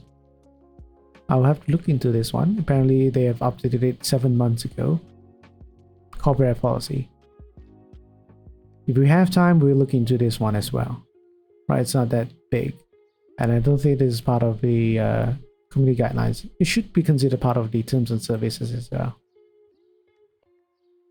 Discord's paid services. We won't charge you a fee to use the basic functionality of our services, but you may be able to pay for additional features and products. Discord's paid service terms also apply to any purchase you make through Discord, and you may also be asked to agree to separate terms before purchasing or selling the offerings through Discord.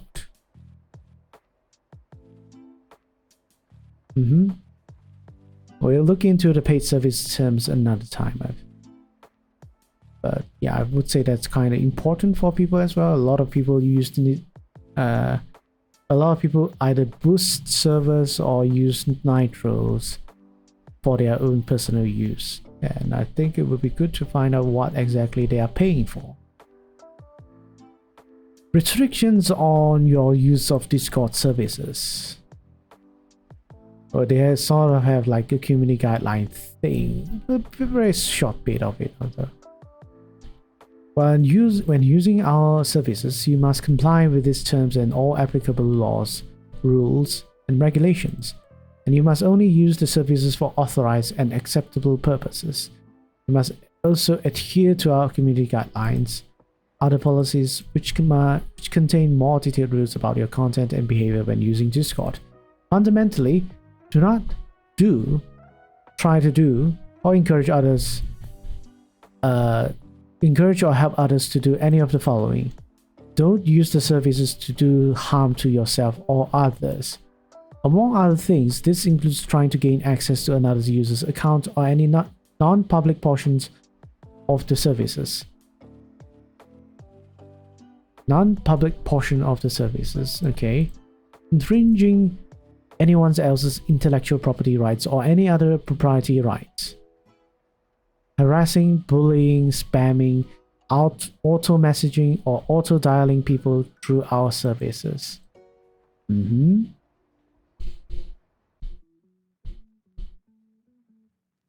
Don't use the services to do harm to Discord. Among other things, this includes trying to gain access to or attacking our systems, scraping us, transmitting viruses or other malicious code to our services, abusing or defrauding us or our payment systems, copying our product or using our intellectual property without permission, and using and misusing our reporting or customer service mechanisms. Don't use the services to do anything else that's illegal. This includes using the services to commit any crime or infringe anyone's intellectual property rights. Alright. I think they are very simple and only useful for people who actually want to comply with all these terms and conditions. I think anyone who actually does these things, these three main things, would not even care about the TOS in the first place. We encourage you to report content or conduct that you believe violates these restrictions. Right? Moving on, we have termination. Your right to terminate. You are free to stop using Discord services at any time and for any reason. You can delete your Discord account through the user settings page in the Discord app. You can also disable your account, which restricts the processing of your personal information. as described in our privacy policy. Disabling your account does not terminate this agreement. So I'm guessing the way to terminate agreement is to delete the account rather than just disable the account. Subject to the applicable law, we reserve the right to suspend or terminate your account and or access to some or all of our services with or without notice at our discretion, including if you breach these terms, our policies, or additional terms that apply to specific products. We're required to do so to comply with a legal requirement or court order. We reasonably believe termination is necessary to prevent harm to you, us, or other users or third parties. Your account has been inactive for more than 2 years. Oh, okay. So apparently, if you don't use your Discord account for 2 years, they will either suspend or delete your account. It's interesting. I don't think I can highlight this, fortunately. However, we will give you advance notice if reasonable to do so or required by applicable law. You can appeal any enforcement action we take under these terms here. Alright. Indemnity. Alright, they have indemnity clauses, which is I think all everything down here. Yep. Again with the capitalized letters for these terms. No idea why. Certainly disputes between you and Discord. Man, they have a huge section for this one. More important stuff. Oh, there's a lot. But these are very technical legal terms. I'll try to not read all of them, right? Because it's probably you and I won't exactly fully understand everything. So indemnity. If you are using these services on behalf of a business or legal entity and not in an individual capacity, then you will indemnify and hold Discord and its officers, directors, employees, and agents harmless from and against any claims, liabilities, damages, and costs, including reasonable legal and accounting fees, related to A, your access to or use of our services, B, your content, or C, your violation of these terms. Okay, so interesting. This indemnity clause is only applicable for anyone except an individual. Normally they would just say everyone, but apparently this indemnity clause doesn't apply to persons. And for those that do not know what indemnity means, it's basically them trying to avoid responsibility or paying anything if, let's say, or not paying anything, or if they have been sued by some other people because of these three things that happened. Oh, sorry. Your access to or use of your services, your content, or your violation of these terms. Yeah, so you would be the person that is responsible to pay anything that Discord is required to pay legally. But if normal individuals are not subjected to this indemnity, then what are they subjected to though?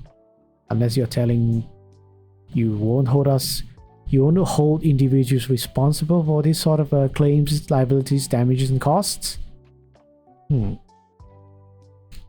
Interesting. Services as is. We work hard to offer great services, but there are certain aspects that we can't guarantee.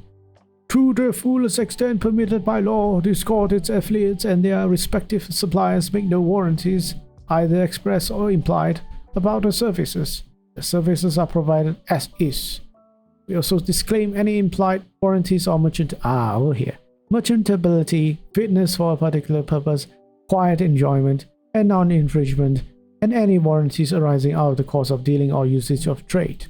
The laws of certain jurisdictions or states do not allow limitations or implied warranties. To the extent such warranties cannot be disclaimed under the laws of your jurisdiction, we limit the duration and remedies of such warranties to the full extent permissible under those laws. So again, right, okay, they have one last sentence. This warranty does not affect any consumer rights you might have under applicable law, including the legal guarantee in certain places such as the European Union that products and services must comply with this agreement, and your rights in case of non-conformity of a product or service. So at least, all right, they say nothing we said can be held against us. But at the end, they did mention this: is that there are consumer rights, like trade commissions and such, that protects customers or consumers with all this liability disclaiming, trying to avoid providing a good service or product to us. So yes, good.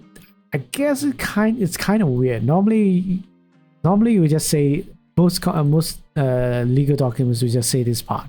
They won't say this part, or at least they will just say put it in a different section rather over here, and say something like if there's any part of the terms and conditions that is unenforceable through law, they are void and are separate from any other terms and conditions that are still valid. They will say something like that. They won't tell you like you have consumer rights, you have consumer rights, and because of those consumer rights, this clause might not be applicable. Very interesting.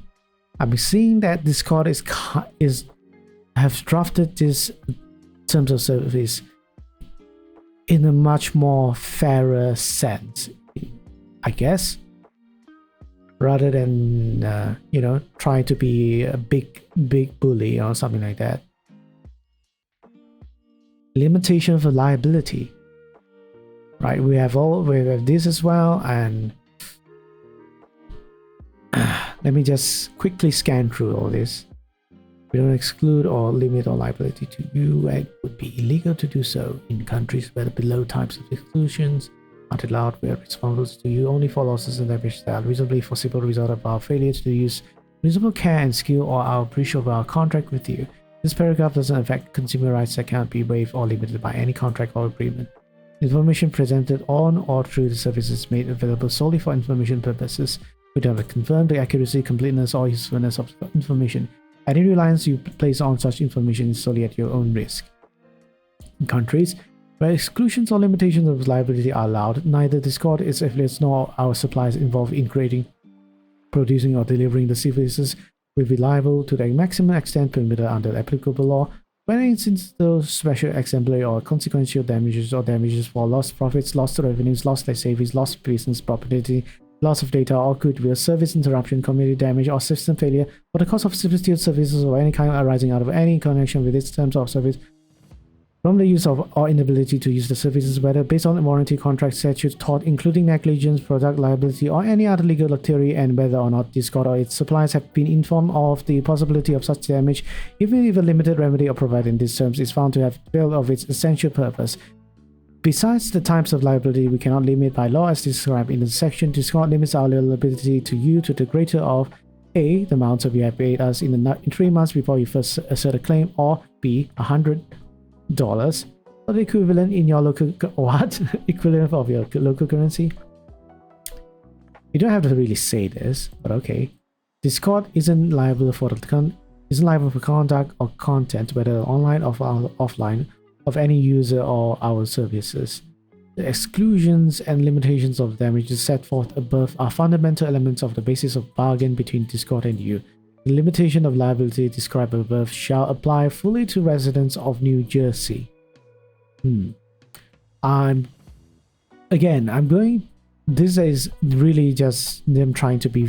They are quite technical over here, right? Very technical terms, very trying to cover everything they can of their ass of limiting their liability, of avoiding a responsibility for any sort of a monetary compensation they have to deal with, or of such. But again, no matter how thorough you have put up a terms and conditions like this, limitation of liability or indemnity clause, this is really just to scare you, right? At the end of the day, if let's say you were found to be, if you find yourself to be affected by Discord's changes or actions or anything like that, it is always, you have to look into the facts of your own case. It can't be, any case at all, anything that happens, as long as they have this clause, they can avoid liability. No, there's no such thing. As long as you think Discord did something wrong to you, it's always good, and it's serious enough that you have to take legal actions against them. It doesn't matter if they have this clause or not, right? It doesn't matter whether you agree to this clause or not.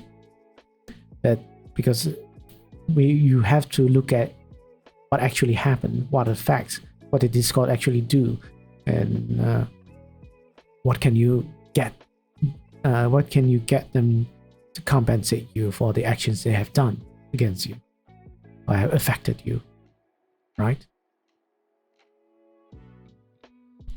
Settling disputes between you and Discord. Alright, so this one is another big one. They have a long sentence on this one, and I think this is much more better than having whatever indemnity clause they have or liability clause they have. But again, this is quite technical. I don't think this is really important. The only thing I can tell you really is, if let's say there is a dispute happening between you and Discord, and the legal dispute will have to be settled first in accordance to these terms and conditions. Yes. Now, if they have these terms and conditions, that's normally how legal dispute has to be settled. You can try to use a different method, but any sort of a court or judiciary would ask you to resolve the matter through this methods first, because normally these methods are usually cheaper, faster, and the courts don't want to waste their times dealing with any sort of a menial or with any sort of cases that can be resolved easily. Yeah, that's why these causes exist. Informal resolution. Those disputes can be resolved informally. So if you have any issue with the services, let's consult with each other first. Okay, this is good. I've never really seen TOS saying this, telling you to, if we have problem with each other, just talk it out first. Like, we just talk it out first. Before pursuing formal legal action, you agree to try to resolve a dispute with us informally by sending notice to disputes@discord.com. Whether this is legally binding, I don't think this is legally binding, but it does it would help with Discord's stance in trying to resolve any matter or resolve any dispute peacefully and quickly and respectfully. Instead of being viewed as being hostile or stubborn or not up to compromise. If you reside in European Union, you may also entitled to submit a complaint to the European Commission's online dispute resolution platform. Oh, they actually suggest something you can do that is not within their control, or which is not in their favor, kind of. ODR allows EU consumers to resolve disputes related to the online purchases of goods and services without going to court. Governing law and jurisdiction. The Federal Arbitration Act, the Federal Arbitration Law, and the California law will apply to these terms and any disputes related to these terms or services, regardless of conflict or of laws and rules. Any of these disputes that are not subject to arbitration will be resolved exclusively in the state of federal courts in San Francisco County, California. And you and Discord both consent to venue and personal jurisdiction in these courts. If you are a consumer residing in the European Union, this clause and these terms in general do not affect any mandatory consumer rights you may have under your local law, and all disputes arising in connection with these services and all these terms shall be submitted to the exclusive jurisdiction of the Court of Amsterdam, the Netherlands, or if you are a consumer, to a court closer to your domicile, if in an EU member state. So it's either United States or Europe, right? So if let's say I'm residing in Asia, in Malaysia, or anywhere in the Southeast Asian country, it doesn't matter. The laws over here doesn't apply. We have to look into the laws which the TOS has stated. Agreement to arbitrate. If you're a US resident, you also agree to following mandatory arbitration provisions. You and this court agree that the US Federal Arbitration Act governs the interpretation and enforcement of these arbitration provisions, except for the circumstances described below.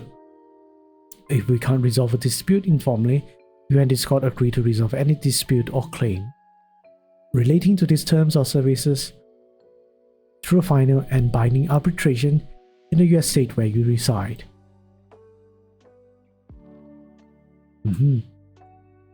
Arbitration rules. I think this is really, I don't think we should really read into all these things. Because I've been reading all this, it's really specific, it's very technical, and probably the same things over and over again. So I can explain to you, as always, what is arbitration. Arbitration is sort of like going to court, except you're not in the court, and instead of having a judge decide who is right, who is wrong, you have a person that has the authority to do so, like a judge, but is more casual in a sense. It's less serious, but all the things that are handled is still very professionally handled, except it's faster, a lot less of any sort of provisions have to be followed, and but at the end of the day, if let's say an arbitration, in an arbitration, the person that is deciding over the dispute is called an arbitrator. If the arbitrator makes a decision who is right, how much it has to be paid, it has the same this sort of sentencing or this sort of orders has the same legal enforcement, legal power, legal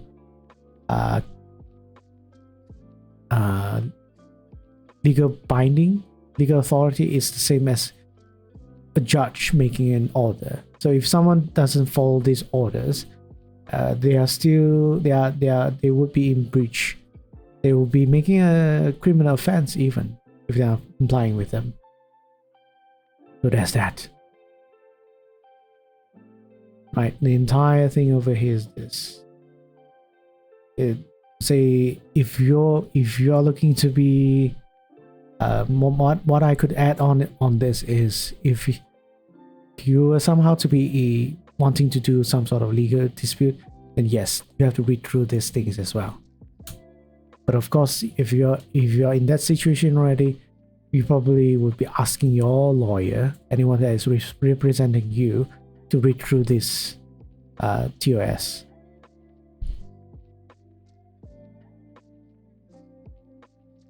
Also, I'm not sure they can do this, like class waiver thing. You and Discord agree that each may bring claims against the other only in our individual capacity and not as plaintiff or class member in any purported class or representative proceeding. I don't think this is applicable, but I'm not sure.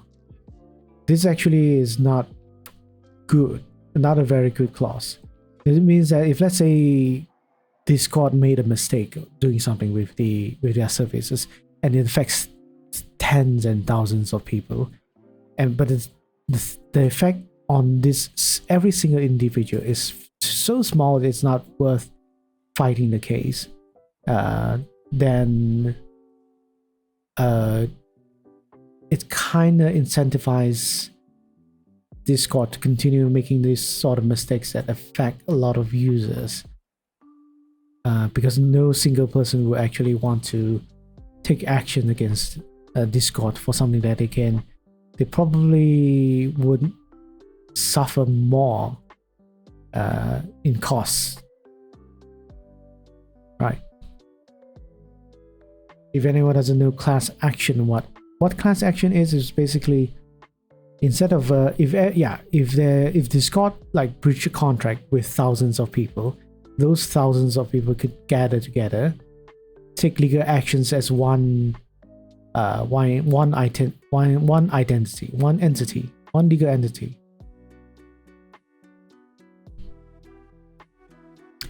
Right, what is this? More important stuff. So these are the miscellaneous or residual terms and conditions. We're already at the end of the agreement already. You have certain rights that by law can't be limited by these terms, and we in no way intend to restrict those rights in these terms. Okay. Entire agreement. These terms cover the entire agreement between you and Discord for use of our services. Additional terms. Where additional terms apply to our products or services. Products. The additional terms will control with respect your use of the product or service, or to the extent of any conflict with this term. So they are saying if there are other terms that conflicts with TOS, then those terms would override terms in TOS.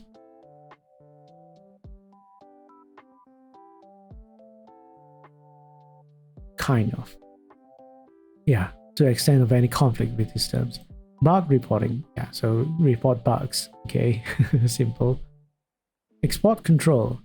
You agree to comply with all applicable import, export, and re-export control laws and restrictions, including but not limited to those of the European Union and its members. And will not use the service to cause a violation of such laws or regulations.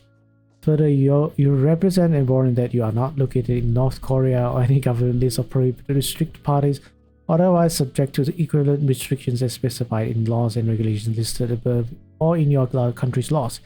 You may not download or use our services if you are located in a country or region subject to US or EU government embargo. Okay, interesting. Unless that use is authorized by United States and other relevant authorities. I wonder what exactly they are talking about though. What can be import, export, and re-export control?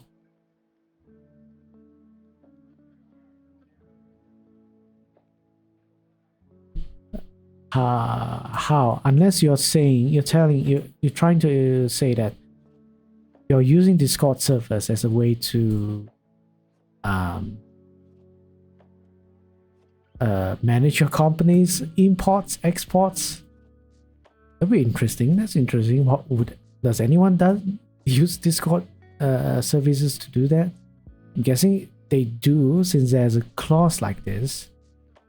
And yeah, so basically they are using Discord server to coordinate or distribute or redistribute things that might be restricted or regulated by laws, or there might be products or anything that you're trying to manage or organize or distribute via Discord server is illegal.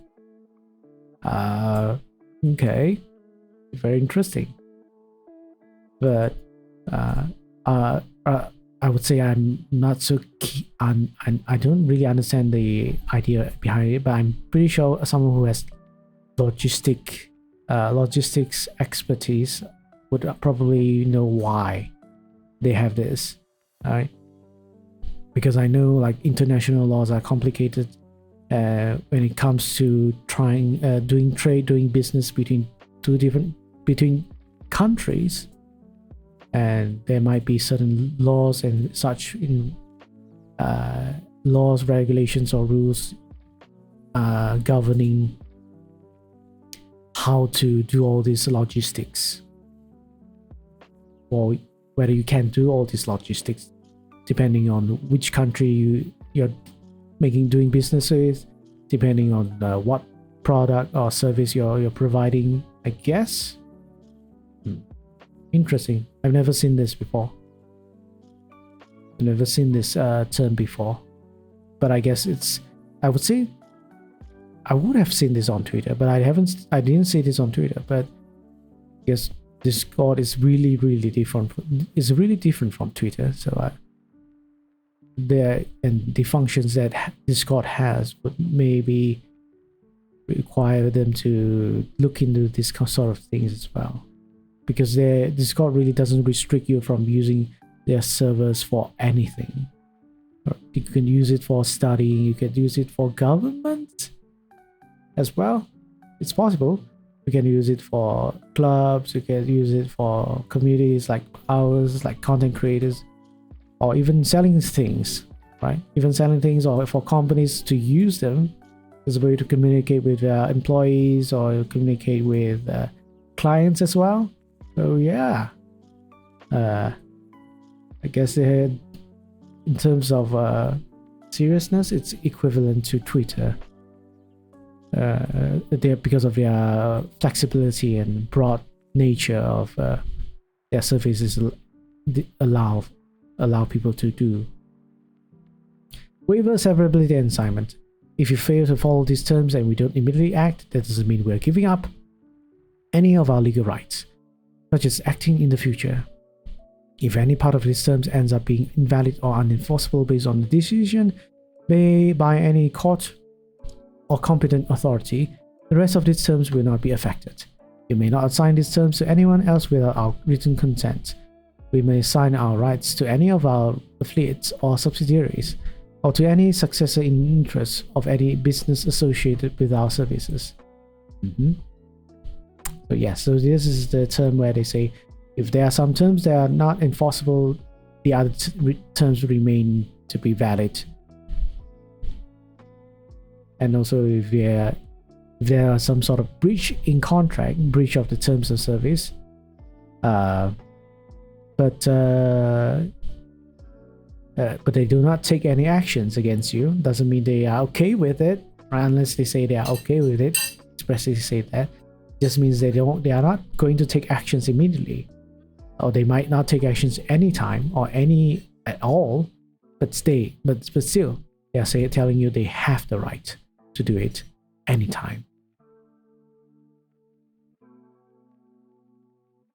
Also, Yep. I think that's the important things we need to get out of that. Survival. Any part of these terms that by their nature should survive after termination of these terms will survive.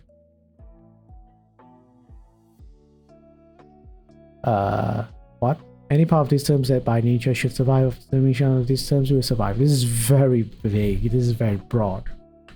What this means is, even if, let's say, if you terminated this TOS and you're not supposed to be obligated to comply with any of the terms and conditions in the TOS, they are telling you by nature of some terms and conditions, you are still bound to it, even if you have terminated the TOS, which is kind of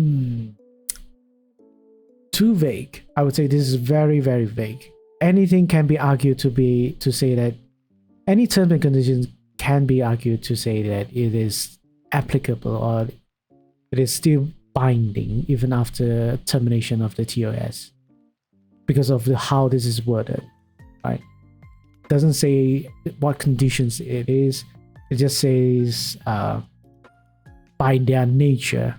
So by their nature, what does by their nature mean? It's very vague. And then updates to these terms. So we may decide to update these terms to reflect changes to our services or our businesses, or for legal or regulatory reasons, or to prevent abuse or on of our services.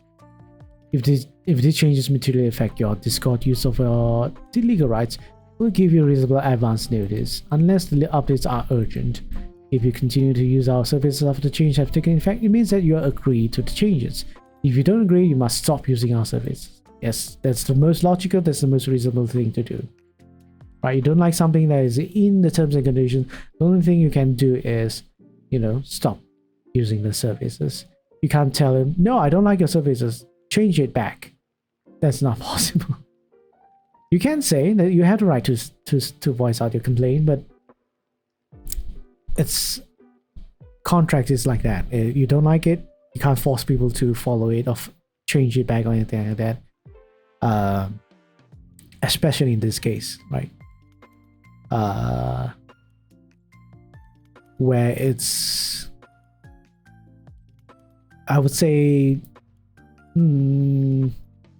especially in these sort of platforms where services are provided to millions and millions of people. If we are talking about contracts in real life, like buying a house, buying a car, of course, if let's say if you see something like this, if you see a term like this, all right, be very careful if you want to agree to it. Because normally in contracts or agreements, they don't put this sort of terms, or lawyers would, if they are like negotiating terms and conditions of a contract or agreement, if they see this, they will want to remove this no matter what. Because if any terms and conditions put this sort of clause, all right, is going to make the entire thing pointless. Anything can change, the price can change, the details of the product can change, the services can be changed, time, duration to finish any project can be changed. So yeah, this is something that how do you say, you don't want in a real life contract. But more often than not, you will see this in real life when it comes to loan agreements. Those most of the time when you see it, it's because the other party, like banks, have the overall bargaining power to put in these terms and conditions. If you want to buy a house and you don't have enough money and you need to get a loan for a bank to pay for you, chances are they have all the bargaining power to make you agree to these terms and conditions, right? And you won't really be like, no, I don't agree to this. I'll not get the loan. Well, you don't get a loan, that's your problem. You won't be able to buy a house then. Because I would say a lot of big companies where or at least contracts between parties where one party has huge bargaining power, whether it's because of their financial situation or because the other party is in a desperate circumstance, like they don't have money, they really have no time to consider, they want to get this done ASAP, and it's like, I can't really be a chooser. And what's that phrase again? Don't want to rather not be a beggar but be a chooser. Don't want to be a chooser rather than, I have no idea. But the gist of it is, yeah, like right now the situation is you don't really have a bargaining power in terms of like trying to make sure Discord doesn't change their terms. They already have a term to say that they can change their terms and conditions, right? If they didn't have this and later on they try to change it, then they definitely can't. They definitely can't, right? Apple App Store. If you download the Discord app from Apple's App Store or use our app on an iOS device, the below paragraph applies to you. Apple has no obligation to furnish any maintenance and support services with respect to the Discord app. If the app fails to conform to any applicable warranty, you may notify Apple Apple will refund the app purchase price to you, if applicable, and to the maximum extent permitted by applicable law. Apple will have no other warranty application whatsoever with respect to the Discord app. Why are you talking about Apple though? Why are you telling people Apple doesn't have responsibility? Are you just reiterating what Apple has agreed in terms of between you and Discord and Apple? I'm responsible for addressing any claims by you or any third party relating to the Discord app or possession use of it, including but not limited to the product liability claims, any claims that Discord app fails to conform to any applicable legal or regulatory requirements, and 3. Claims arising under consumer protection or similar legislation. Apple is not responsible for the investigation, defense, settlement, and discharge of any third-party claim that your possession and use of the Discord app infringe that third party's intellectual property rights. Apple and its subsidiaries are third-party beneficiaries of these terms, and upon acceptance of these terms, Apple will have the right and will be deemed to have accepted the right to enforce these terms against you as a third-party beneficiary thereof.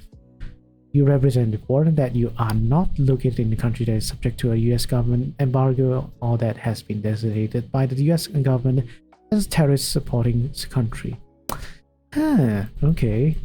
And you are not listed on a US government list of prohibited or restricted parties. You must also comply with any applicable third-party terms of service when using the Discord app. Interesting. Why do they have this? This is like a liability disclaiming clause, but for Apple.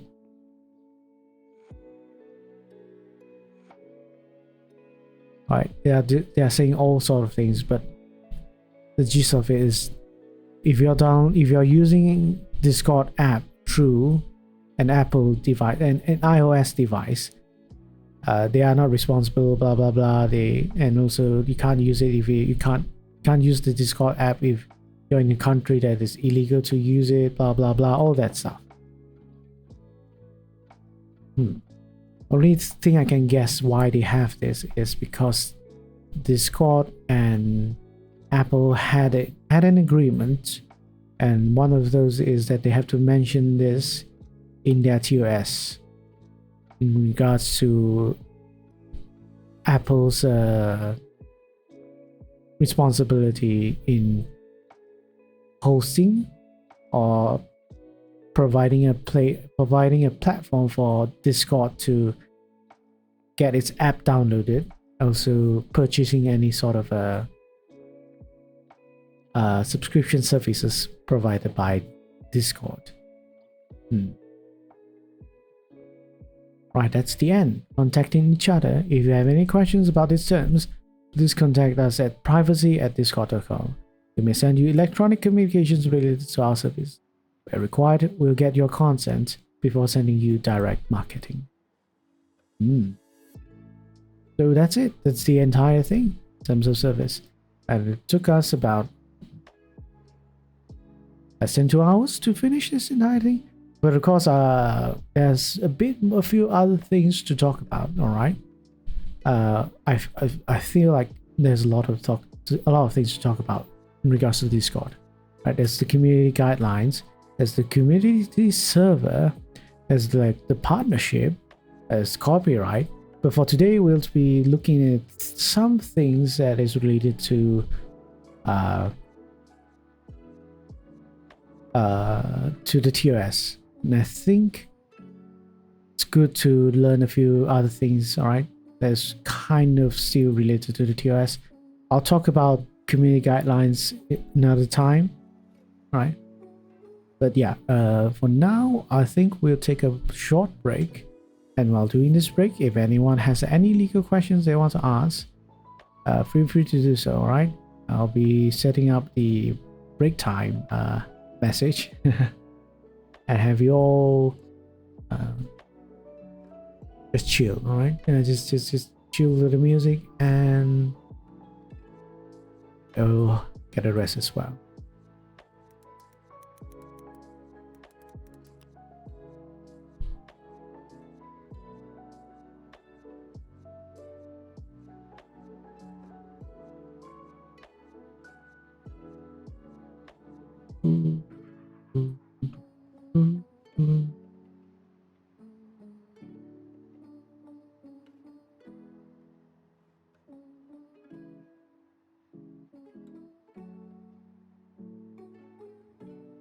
Boom, boom, boom, boom, boom, boom, boom, boom, boom.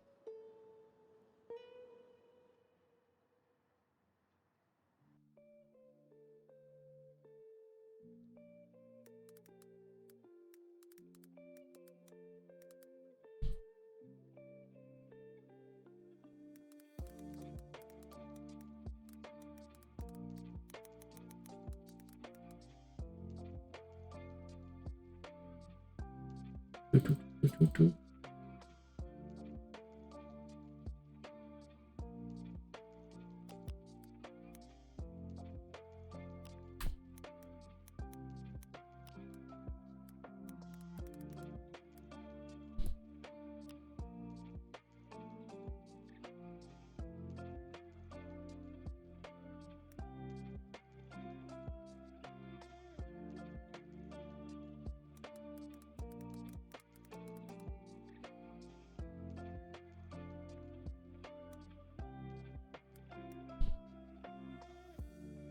Time is about that.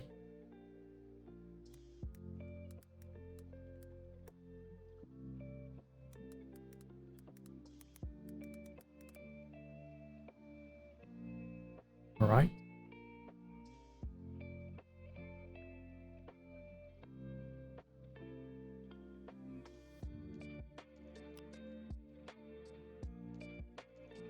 Okay. Set things up. I'll be gone now. In a bit.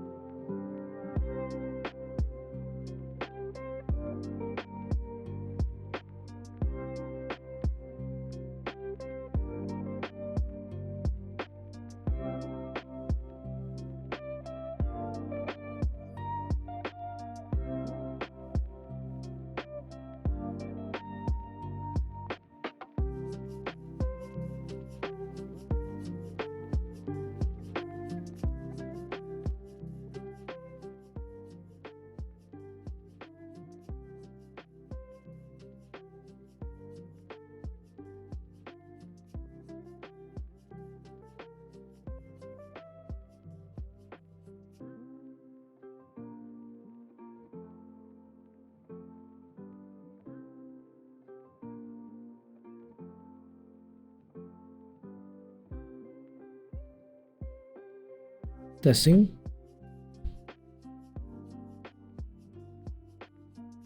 Oh man. Oh man, I'm full. You know, I just ate some bread.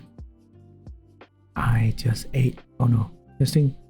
Why is my mouth not? Oh, my mouth wasn't moving all the time. That's not good. That's not good. Noticed too late, but we're back. I think there was no questions. Leave. Yeah. No questions, so I think we can move on. Hope everyone has had a good rest, short rest.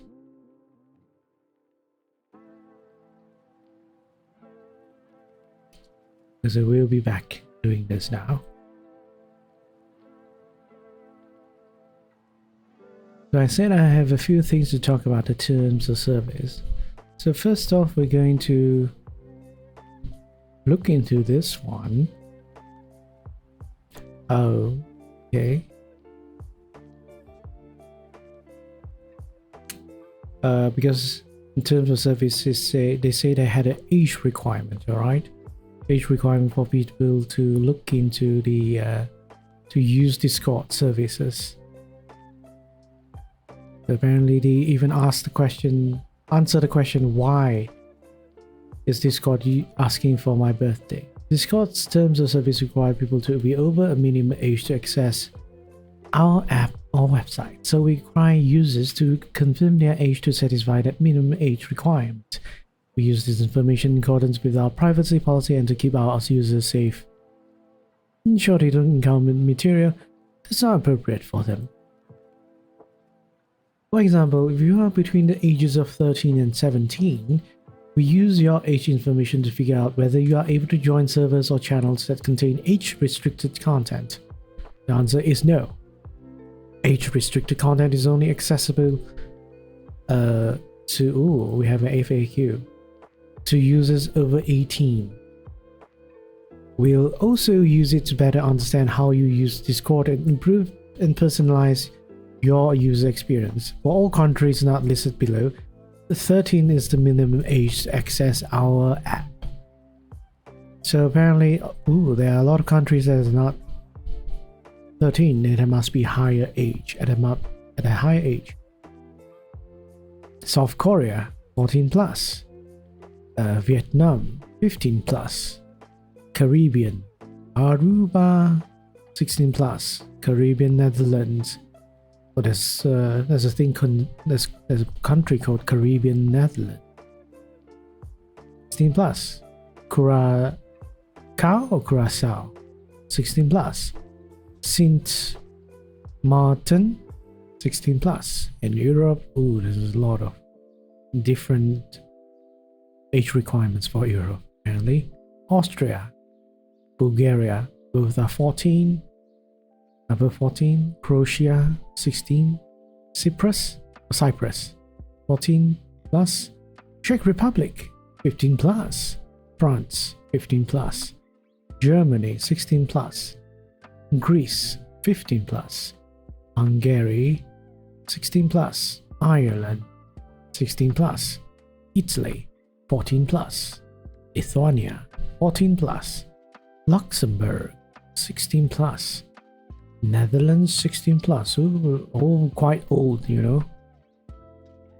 Poland, 16 plus. Romania, 16 plus. San Marino, 16 plus. Serbia, 15 plus. Slovakia, 16 plus. Slovenia, 16 plus. Spain, 14 plus. South America, Chile is 14 plus. Colombia, 14 plus. Peru, 14 plus. And Venezuela, 14 plus. Alright. Interesting. So not all countries, anyone that is like, not all countries allow 13 years old to use the Discord app, apparently. Interesting. We'll move on to FAQs about age-restricted servers. Why is a server labeled as age-restricted? Our community guidelines require that all adult content posted to Discord be kept behind an age-restricted gate. Server owners can designate specific channels as being 18+. By adding an age-restricted gate, entire servers can now be classified as 18+ through the use of an age-restricted server designation. Servers must be classified as age-restricted if the community is organized around age-restricted themes or if the majority of the server's content is focused on 18+ content. Understandable. I can't view or join age-restricted servers. What do I do? If you are between the age of 13 to 17, you will not be able to join or view the content in age-restricted servers. For people aged 18 and older, age-restricted servers can only be joined on desktop or Android devices. Those with iOS devices are required to opt in on desktop in order to view age-restricted servers from their iOS device. How to opt in for iOS? Okay, blah blah blah. Additionally, a subset of age-restricted servers that are specifically focused on explicit pornographic content will be blocked entirely on iOS. iOS users age 18+ will only be able to join and access these dedicated pornography servers on the desktop and web versions of Discord. Only age-restricted servers owners and moderators will be allowed to view and manage this specific subset of age-restricted servers on iOS. How do I update my age information? Okay, alright. Not much. But apparently... yeah. It's a good thing to know about this thing, as in you can age restrict an entire server. I guess this is a bit more related to community guidelines, so I'll look into this one when we're talking about community guidelines. Alright, Discord's copyright and IP policy. Alright, this is going to be something that we'll always look in, see how they talk about this sort of copyright issues. Respect the intellectual property of others and expect everyone who uses Discord to do the same. Copyright complaints. If you believe someone is infringing your intellectual property, right, let us know via the procedure below. We will process and investigate your notice in compliance with the Digital Millennium Copyright Act, DMCA, and other applicable intellectual property laws. The most efficient way to submit a complaint of a copyright infringement is to go here and alright. Just telling you how to make a complaint in regards to copyright infringement. Alright, let's go over here. There are legal financial consequences for fraudulent or bad faith submissions. Okay, blah blah blah. It's telling you, yeah, you can't make false claims. Counter notices, complaint resolution, trademark complaints. Okay, they don't really explain anything. They're just telling you if you are the victim or in a dispute of copyright infringement, this is where this is how you do things, whether it's copyright or trademark. Okay, so if that's the case, they don't really explain to you what is copyright over here, I guess. That is something you have to do on your own. Right then, not really relevant. Paid services terms. So this one, it's a bit huge. We'll try to see what's relevant. Thank you for buying something through Discord. Okay, this paid services terms apply to anything bought or sold through our services and supplement our terms of service. You may also be asked to agree to separate terms before accessing paid products or services. If you are under 18 or the legal age of majority in your place of residence, you need your parents' or guardians' permission to make purchases through Discord. How do you get that permission I have no idea. Use of paid services. We use third-party payment processors to transmit payments to us. By providing a payment method to us, you agree that you are authorized to use the payment method you provide.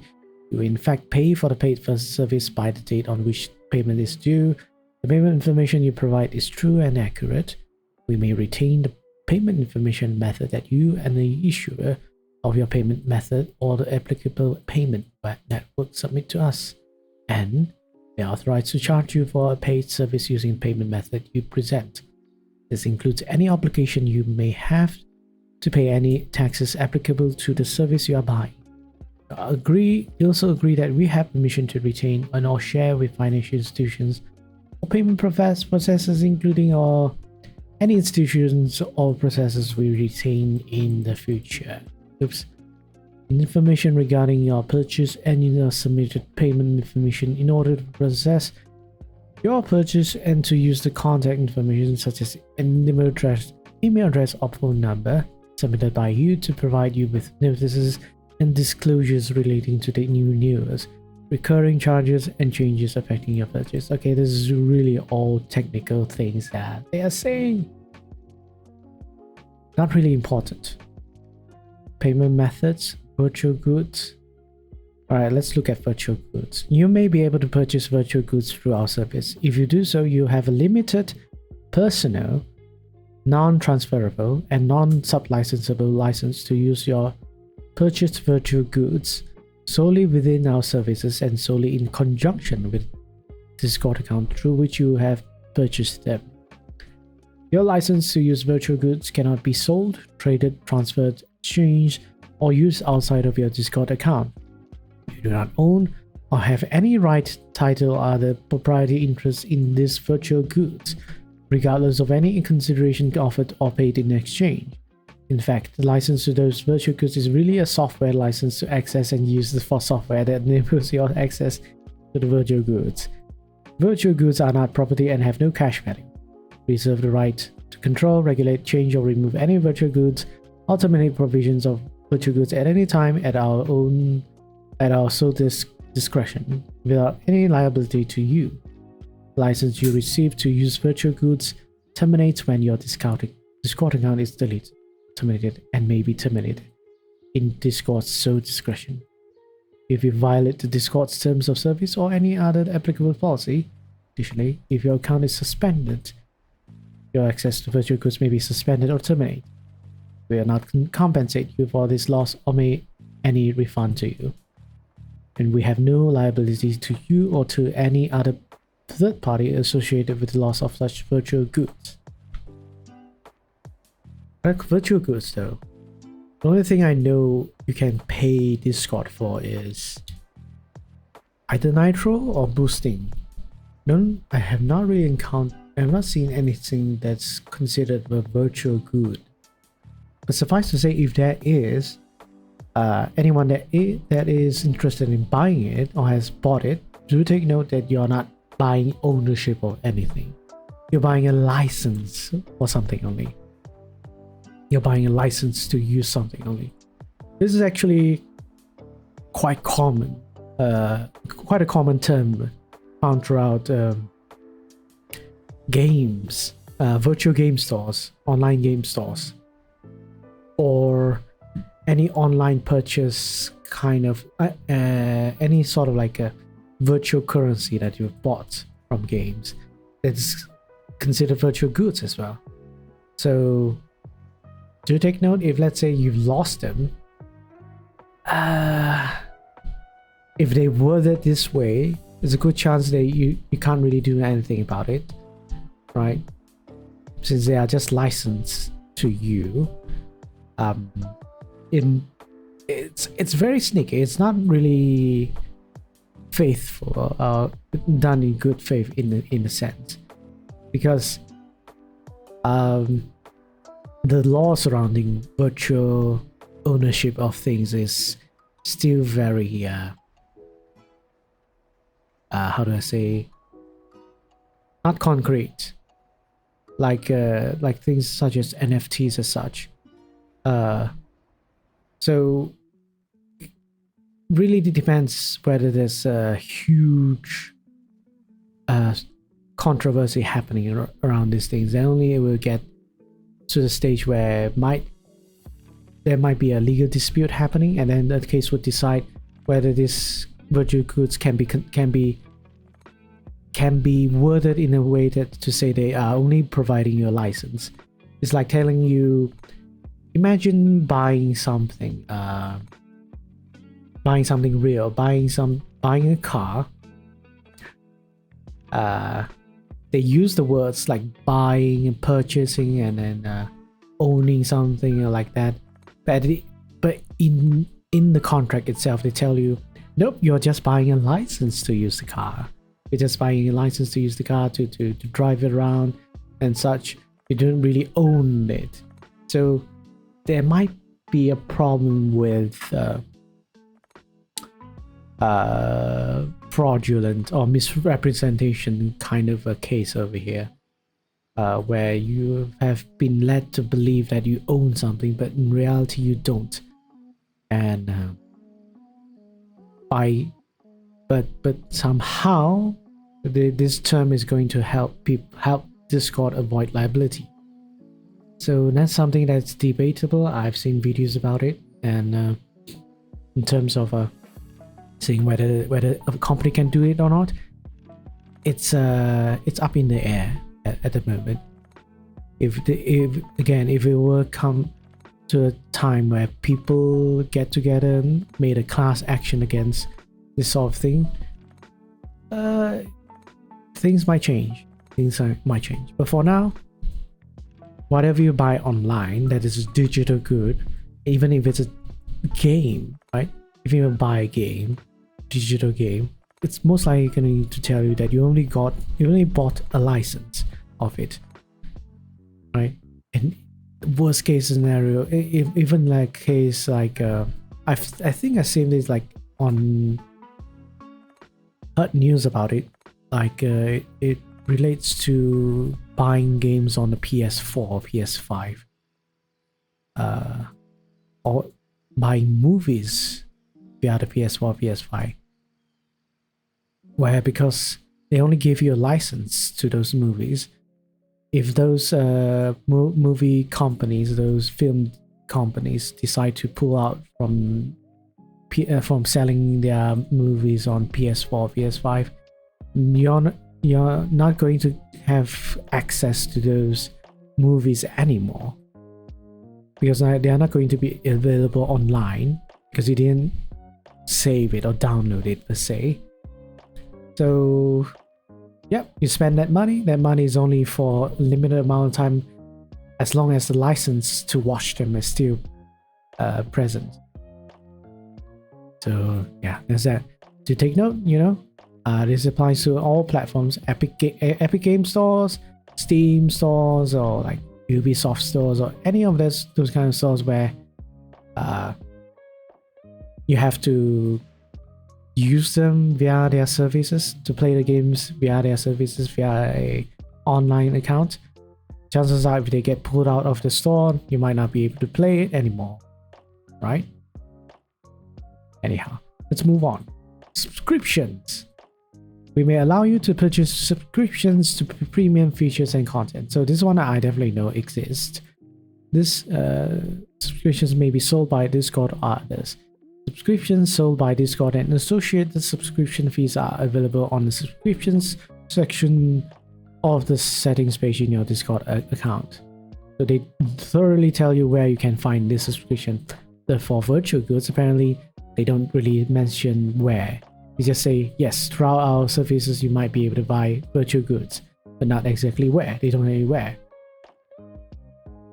For subscriptions, they tell you, yeah, you can find them in settings. You'll find these details about the subscriptions you purchase from Discord, blah blah blah, billing.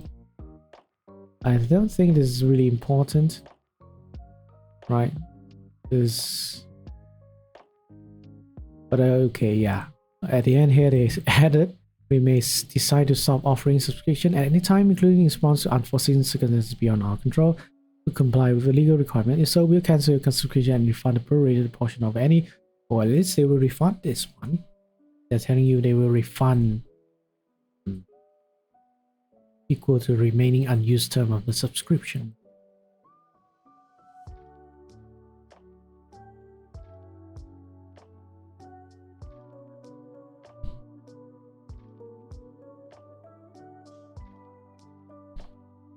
Anyhow, let's move on. Stuff sold by others. We may allow you to purchase subscriptions or other things offered by other sellers.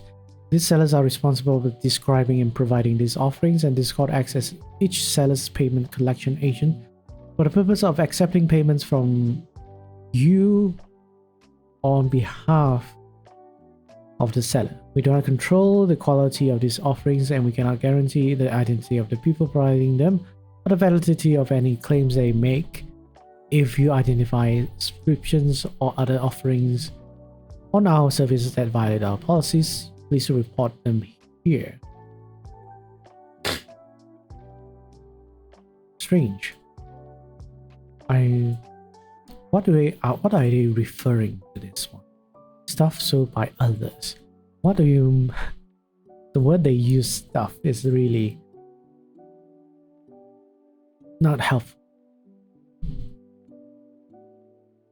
Purchase subscriptions or other things offered by other sellers. Has there been such a case? I mean, I know that if you're using bots, and certain bots have their own website and their own services, and they have their premium services as well.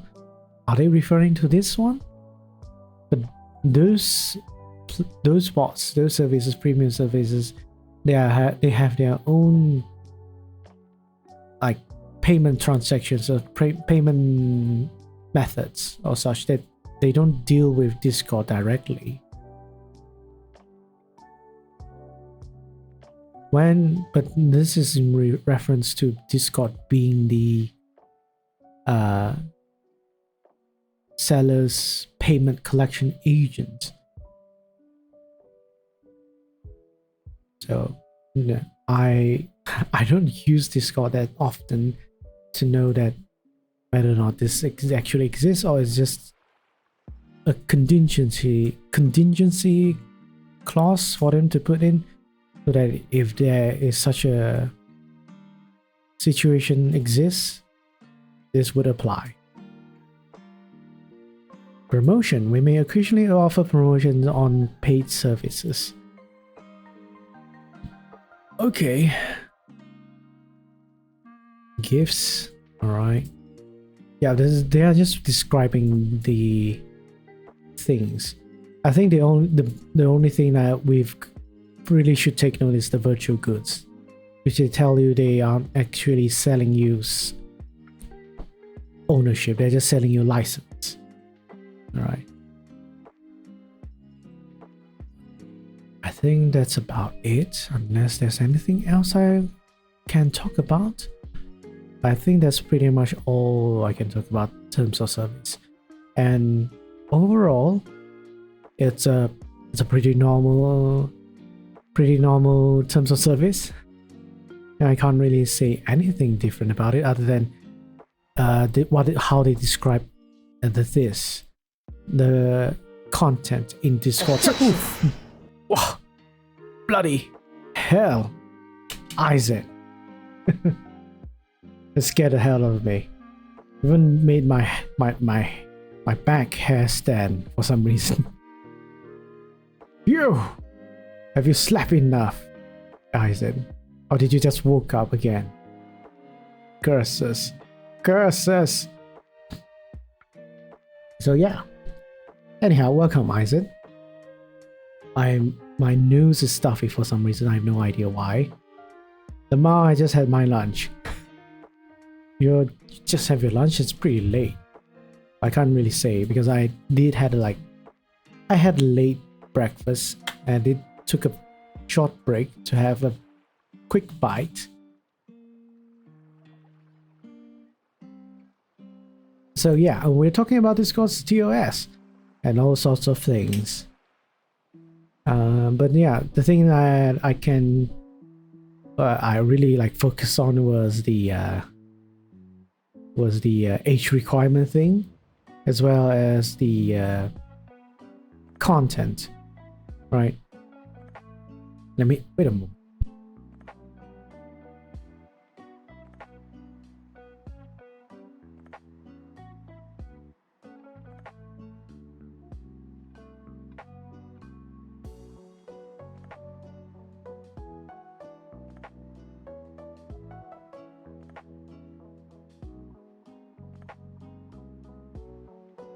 Sorry, I'm blowing my nose. Anything weird with the TOS? Not really. Not really. They're quite user-friendly, considering I've read so many TOS so far. Discord's TOS seems to be quite easy to read through the entire thing. Of course, there's always the technical legal terms and such at the end. But overall, the things that we need to know about, they've explained it quite easily and then quite fairly at the same time as well, right? So regarding the content, apparently one thing they really emphasize is anything that you post in Discord is considered yours. But of course, they don't really have control over whether someone else will like impersonate you, use your work somewhere else. So that's up to you how to interpret this. But then again, if there's some sort of a copyright infringement happening in Discord, and you manage to find out, of course you can report it. Of course, report the matter. In any case, what really grabbed my attention was that they had this thing, other people's content. They tell you that you may not use this content without that person's consent. Or as allowed by law. So they don't specifically mention what other people's content is, but we can make an assumption that it means whatever it is described over here, as in your content. So the content includes text, links, GIFs, emoji, photos, videos, documents, or other media. So this got me thinking, if text is even included as content, they don't really specify whether it is like copyrighted content or what, but I'm assuming this is including private conversation. It can be interpreted as private conversations, but it depends on Discord, right? But if it is, right, it means that you can't share people's private conversations, or you can't share conversations at all in Discord. Anything that is message or shared in Discord, said by someone specifically, you can't share it outside anywhere. So yeah, and that's, you know why I'm talking about this is because a lot of people like to share other people screenshot other people's private conversations or any conversations within Discord server and then post it on Twitter. So I'm not sure whether Discord actually take actions against people doing these things. But it's definitely possible you can report this, right? You can report this to Discord's moderation team and see if they will take action or respond to you, right? I've not been a victim, or I've not been in a situation where people have screenshot my conversations with anyone, and until that happens, I wouldn't know, right? whether Discord allows people to share other people's private conversation without their consent, right? Because nothing in Twitter, nothing in Twitch, YouTube, or anything like that talks about YouTube. Of course, YouTube doesn't have any sort of a private conversation feature, anything like that you can do. But Twitch does have it, but I don't see Twitch or Twitter having any rules covering private conversations. And I tried looking up these things, right? I tried looking up whether there's any rules against people posting up private conversations in public areas. I mean, local laws would say no, you can't do it. It's illegal. But local laws is local laws. Whether your local authority will take actions in these matters, I really doubt so. So yeah, the next best thing to look for is whether the platforms, companies themselves, the moderation teams from the platform would actually do anything. All right. And yeah, the other thing that I wanted to look into, I not really look into, was age requirement. Age requirement for Discord servers. It kind of led to the conversation where people have channels or servers themselves dedicated to posting adult content, right? So it led to the conversation whether that is right or wrong for a community server or any server to have such content in them. So the basic technicality in accordance to Discord, yes, you can do it. There's no problem with you having your entire server be allowed to post all this sort of adult content in your server. But of course, Dr. Marmot asked me this in relation as well, is whether a community server is allowed to have a NSFW channel. And I told him, yes, you can. The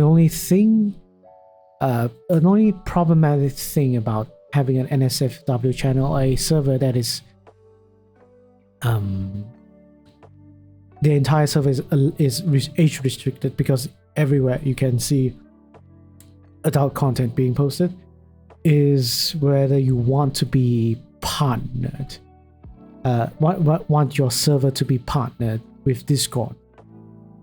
And with Discord's guidelines and rules and such, one of the things that a partner Discord server needs to do or should be doing is having any adult content in their server, specifically sexual content, right? If you have those things, they are supposedly your partnership with Discord will be removed. I'm not sure your server will be deleted or not. I don't think so, because there's much more specific to being a requirement for partnership rather than a rule violation, community guideline violation of setting up a server itself, right? So there's that. But then the conversation led to me actually just talking in general. Why I personally think it's wrong to have any sort of NSFW channel in a server, or yes, if it's like you want to just put it as a part of the server, not made an entire thing. And yes, that's kind of weird already. I mean, if let's say your entire server is about adult content, and then I see no problem with that, because that's what you want to do, and that's what you're very intentionally trying to tell everyone, that this server is for adults only, and that is such. So I think that's much more less of a problem, or in terms of a public image or ethical problem, right? I've also, like, how do you say, yeah, why does it feel wrong for me, really? I know a lot of people do it. A lot of people have this sort of a section in their server. There's nothing wrong about it. I would say, even legally speaking, nothing wrong about it, as well as ethically, nothing wrong about it. But my personal bias is why I feel it's wrong is that it's a social community. Discord servers are used as a way to communicate with people, is to gather all sorts of people together and, you know, socialize with each other, make friends, become friends with each other, just share interests and be happy, you know. But I always think Discord servers that is built around having a social community in general should refrain from this sort of content in the server, or at least refrain this sort of a freedom for people to post such things, is because I equate Discord servers as if like it's a place for people to hang out, like a park, or like a cafe, a restaurant, a place to hang out, a public place where people can hang out. So thing is, like, in a public space, people will talk about all kinds of things, share about things, like just have fun in general, play games together or whatever. But have you seen, really, I would like to ask you, Isaac, or ask anyone that's currently listening, have you been in a real life situation where you're with friends and like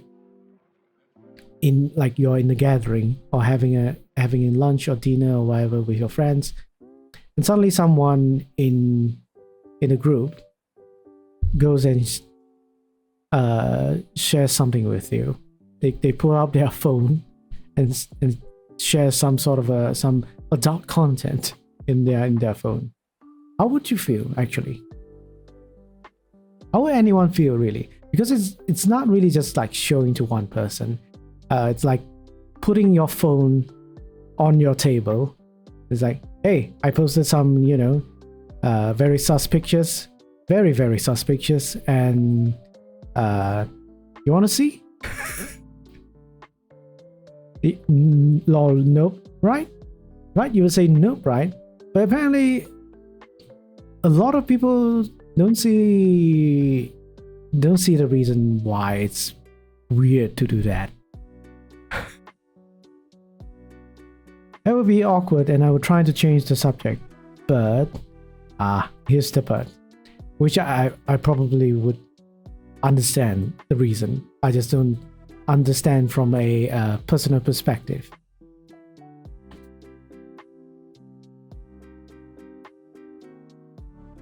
But yes, people will find it awkward, but then people do it in Discord servers. And that's one reason, right? That's one reason why I don't do it. There's another reason why I don't do it. Couple reasons I don't do it. I heard a story from a VTuber that there are some people in their workplace that don't mind watching porn together during their lunch hour at work.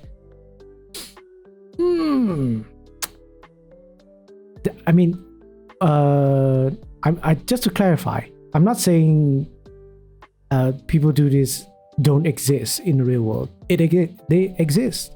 I've encountered them myself. All right, I've encountered them myself like years and years ago. I actually just talk about just mentioned that when I was in college, just started out college, my first day there, I talked to someone that somehow they thought it was okay to, you know, ask me about what's my preference in terms of sexual content. I was like, what? I will spare you the details, but it's basically they wanted to have that kind of conversation with someone that they have only met the first day. So yeah, it's not something. It's something that I know people do in real life. I'm just saying, I don't think everyone is comfortable with such conversations, especially, again, if we are talking about like one-to-one, maybe you want to talk about these things, but then maybe you want to talk about these things with someone that you really, really know well. You're really, really open, all right? but not everyone, all right? Not everyone who want to listen to it, not especially not in a group setting. Bruh. Especially not in a group setting. So I have not encountered a situation where an entire group of people is all right with someone sharing some sort of a sexual content to everyone, and everyone there is like, oh, it's fine. It might even be enjoying it one way or another. So maybe this is a very cultural thing. I don't know. But then again, I've never really seen much conversations discussing about whether this is right or wrong. It's almost whenever it's like I've joined so many servers, like Discord servers and such, right? There is going to be someone who has a server, has a channel dedicated to these sort of things. I don't know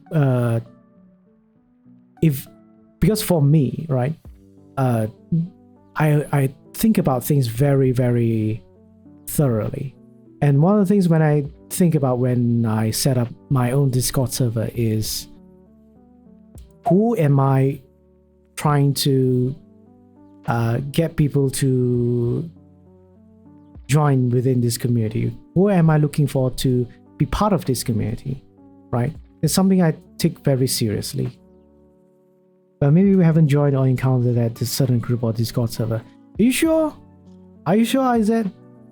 You have not been in a server where there are channels that are NSFW? I know there are people, you know. I'm pretty sure you're in one. I'm in one as well. But then I avoid those channels like a plague. But yes. What am I trying to say? Yes. I take it very seriously. Who I am trying to get, what sort of community I'm trying to bring up, right? What sort of things I want to focus on for my personal Discord server, right? So I think about things like I don't want people that are disrespectful, or I don't want people that are ill-mannered. I don't want people to simply say things that are offensive to other people. I don't want people who are discriminative. I don't want people who are hateful.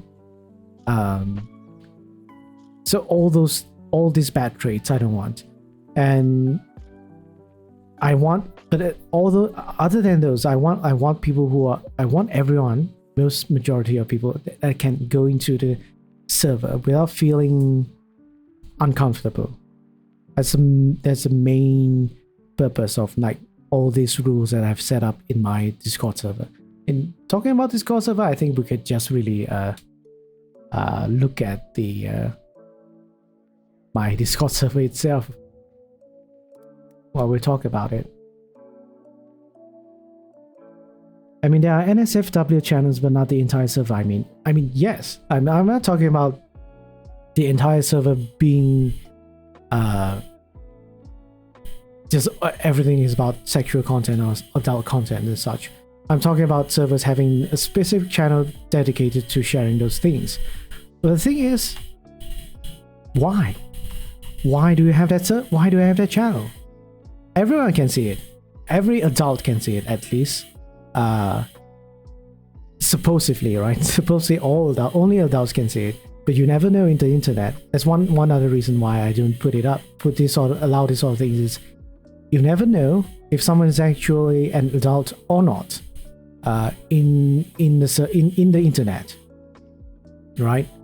So for me, I try my best to not be at risk of exposing any sort of minors to any sort of this type of content, right? They might be savvy enough, they might be smart enough to pretend or like bypass anything like that to pretend to be an adult, and we will never know, right? They could be saying they are like 30 years old or 25 years old or any of that adult age, We will never know how to verify that. We could never verify that without invading a person's personal identity, personal information, personal privacy. In my opinion, NSFW channel is fine, but they need to make sure that Discord community are 18 plus and can mute hide content. Yes, I can agree. I can agree to, on paper, really, in theory, right? In theory, as long as you take the necessary steps to make sure your community is for adults only, sure. The thing is, yes, just now I just talked about is you can never be sure about those things. You can only take the best steps to make sure it is going to be a space for adults only, but you never know, right? Where it's like how people on Twitter, right? They post sexual content. Their identity, their brand is very sexual and such. Maybe there won't be actual stuff that is. Maybe there is that is sexually explicit, but their entire brand is. And the only thing they can try to prevent minors to watch their content is, or interact with minors, is to make sure they put up all the necessary steps to say that they are only looking to form a community, they're only looking to interact with people that are adults. But again, my personal take, I think I would say, I acknowledge that I'm at the extreme end of following this sort of ethics. I absolutely don't want to take chances. I don't want to take any chances that would make me be somewhat responsible for doing for affecting someone's life that I don't want to affect in any way. It's not our responsibility if the minors are lying their age, same as those sussy websites. I understand. I completely understand, right? It's our responsibility to make sure minors are not lying, are not pretending to be someone. But even if it's our responsibility, it happens. It happens. It happens, and it's always, for me, it is always in my subconscious mind or at the back of my mind that if I do this, a child is looking at me. Some child is looking at me or looking at my community, looking at somewhere in my community, in my content, posting something that they shouldn't be looking at. I have this sort of a thinking. I sort of this belief that if such a situation happens, if it is like that, right? Can I tell myself that is this fine for me? Really, this is for me. Whether this is fine for me or not, and I can't say it is fine for me. I can't tell myself, yeah, it's fine because I've done all the things that I should take, all the necessary steps, all the restrictions I should take to make sure minors do not access to these sort of places. I feel that it's not enough for me, right? That's not enough for me. So yeah, I can understand that aspect, right? That aspect of that is one point for having an NSFW channel or having explicit content in a server, right? But the other thing is always, that's one thing. The other thing is, socially speaking, for the entirety of a community, speaking about that, right? Is that we understand some people are not comfortable with this sort of things. Some people are, some people aren't. So our consideration should be, who are we focusing on? Are we focusing on people who are okay with sexual content, or are we trying to focus on both people, both types of people, people who aren't, people who are comfortable with sexual content, right? So for me, it's like I would rather make sure everyone is comfortable being in my channel, in my server, or whoever I'm interacting with. I would rather have all be comfortable with me, rather than, oh no, this guy, he talks a lot about sexual stuff and such.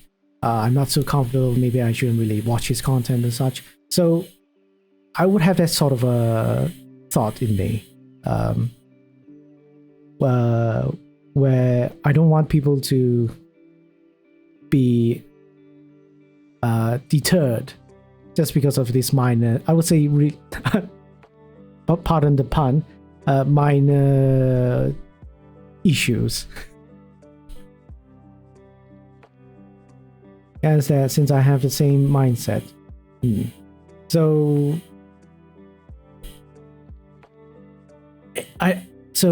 really, it's this conversation is more about how we should be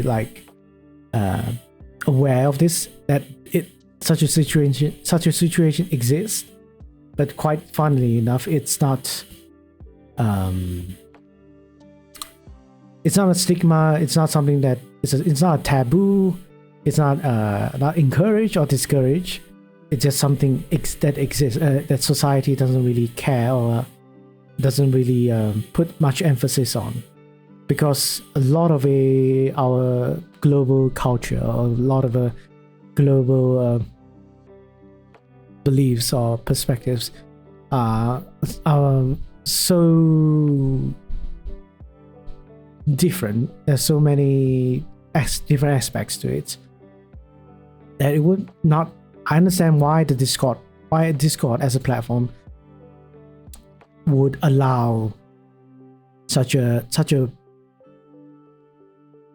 type of content to be in Discord, to be in their services, to be in their servers, right? If you try to restrict this or totally forbid people, ban people from allowing them to post any sort of sexual content, it would really deter a lot of people again as well. It would deter a lot of people from using our platform, right?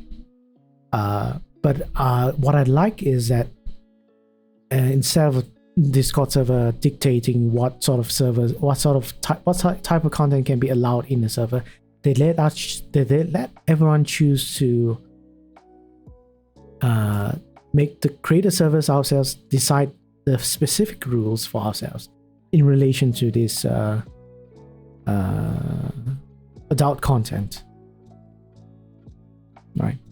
Also, I've been talking about this, but I haven't even damn. So I'm not going to go into other people's Discord servers and like pointing out who has what type of channel.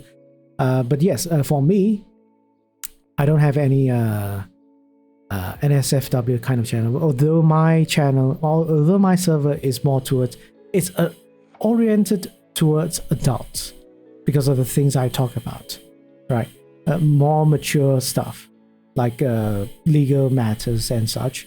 So quite understandably, people are not it's in essence, even if, let's say, someone that is a minor might get into my server, right? I have not restricted my server to minors or anything like that. They can come in, there is no problem. But the topics we talk about probably don't interest teenagers or kids. So that's one thing, right? But of course, yeah, anyone's welcome to my server, and I have rules. Always have rules. With my experience with Discord servers, not having rules is really bad, and not having enough rules is really bad as well.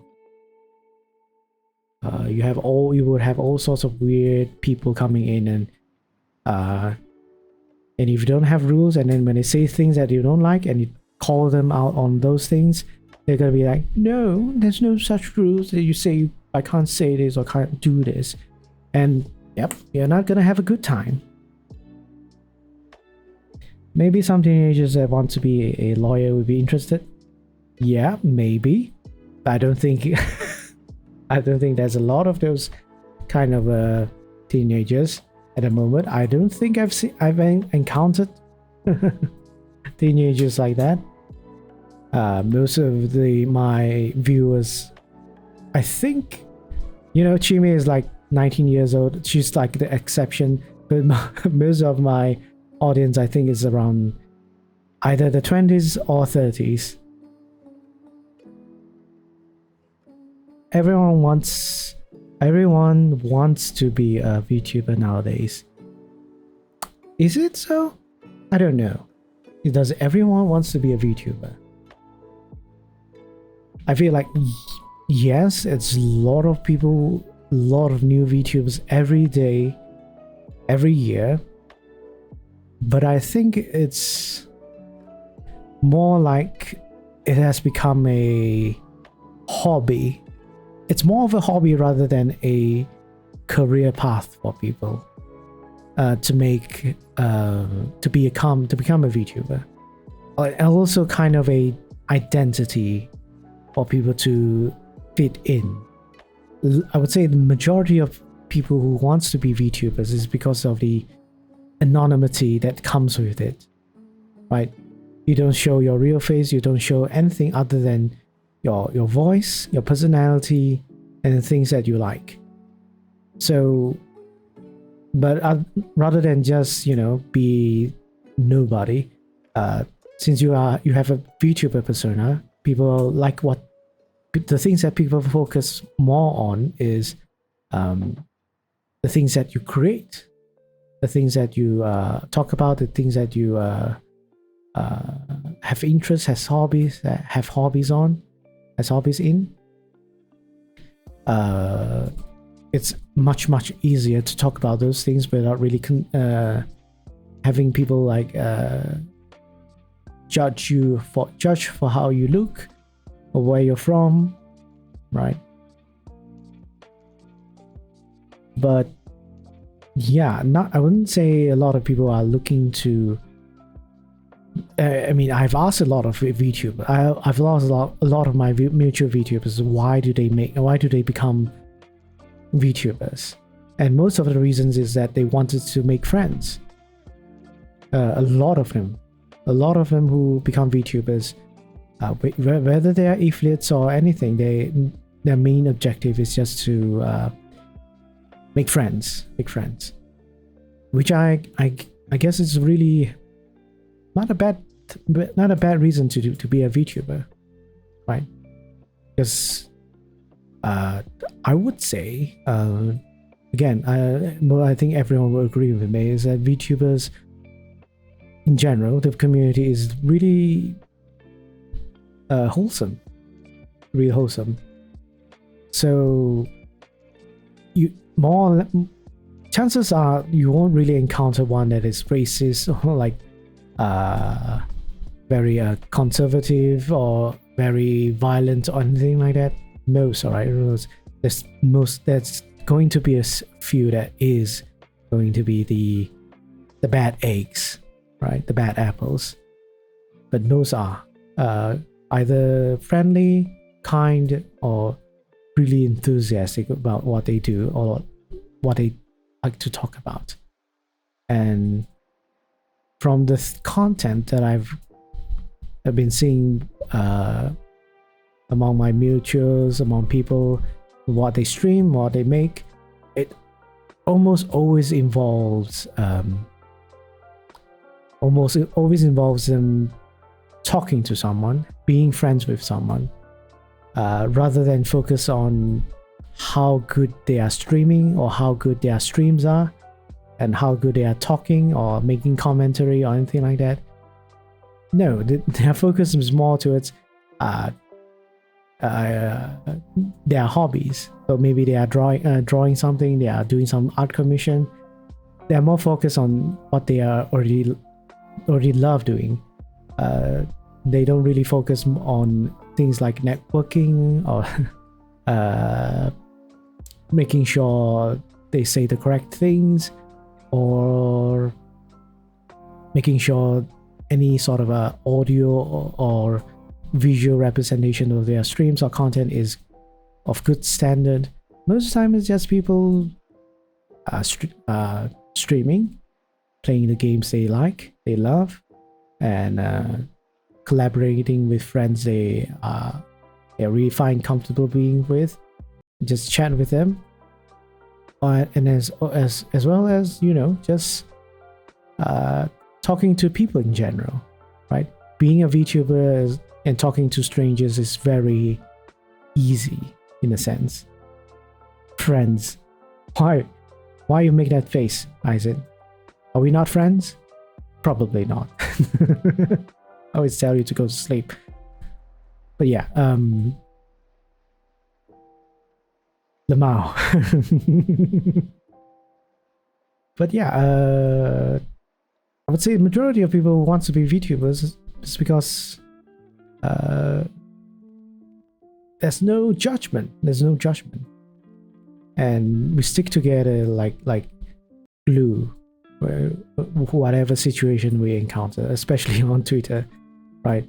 When Twitter is dying, what happens with all the community? Everyone is like trying to stay in contact with each other. They don't want to like get separated from each other. They want to continue interacting with each other. Post all sorts of things when alternate tweeters. I look into the Hive social thing. Apparently it's only for app. It's only for app, and there's a tweet I retweeted talking about what Hive is, what Hive social is, and it seems like it's only managed by 2 people, and 2 people that are just college students. So it's security wise, I don't think that's safe. Also, convenience wise, not good for me, because I don't really use in the first place, I don't use Twitter on my phone often. A lot of times I use Twitter via my PC, and it's just like Instagram. So yeah, so there's a lot of problems with that, and I don't think I would get into Hive, right? Worst case scenario, if Twitter really gets self-destructed, I probably will have to just resort to focusing on TikTok. My Discord server, and maybe Mastodon. Mastodon is weird. I don't know how to increase visibility or discoverability with that platform. So that's one thing. Even though Mastodon, you can use it on PC. So yeah, life is gonna be difficult, very difficult, if I don't have a Twitter for me to, you know, interact with people. I wonder why the big VTubers suddenly making accounts there. It's a trend. It's a viral thing. How do you call it? What do you call? Fear of missing out, FOMO. Yeah. A lot of times when you see a lot of people do something and it's new, it's always because they are afraid they won't be left behind if they don't do it. Which I don't think I have that problem. The term fear of missing out originally came from the gacha community, where if, let's say, you don't try and pull for a character within the time limit or something like that, you will not be good enough, you'll not be popular, or you'll not be could be cool because you just don't have this character or something like that. So that's, I feel like most of the where that term came from. I don't think Twitter will die, since I don't think Elon will let that tarnish his name. You want to prove to others instead. Arion, that's the wrong redeem. Are you sleeping soon, Arion? If you're sleeping soon, then yeah, have a selamat malam to you.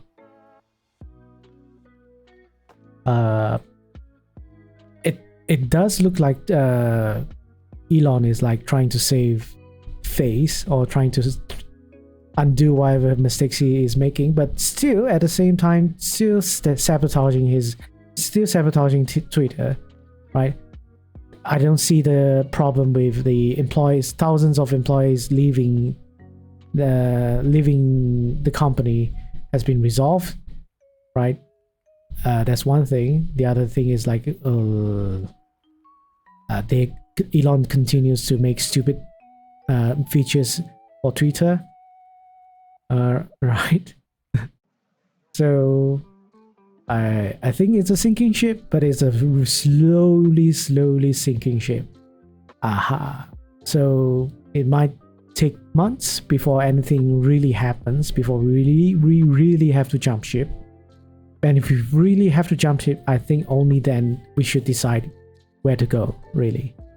Because as of now, there are people using Tumblr, there are people using Mastodon, there are people using Hive, there are people using all sorts of different social, Instagram even, trying to, escape the sinking ship. But the problem is, again, as I mentioned before, is everyone is going... Sorry, I was shook. Everyone is moving in all different directions. No one is moving in one single direction, and it makes it so that where is the majority of people going? We have no idea. We have no idea because Twitter hasn't stopped working, so a lot of people are still using Twitter. So we can't really determine which platform it has become the next Twitter. Celebrating Thanksgiving, even though in Malaysia they don't celebrate that. Oh, okay. Happy Thanksgiving to you, Arion. Yeah, it's 24th November here since more than 12 hours ago. But yeah, I do know people are celebrating Thanksgiving today. At least only now. I think for most Americans it's only 12 a.m. or something.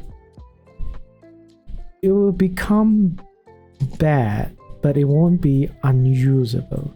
Let's cross that bridge when everything is on fire. Yes, I think that is my stance, my decision to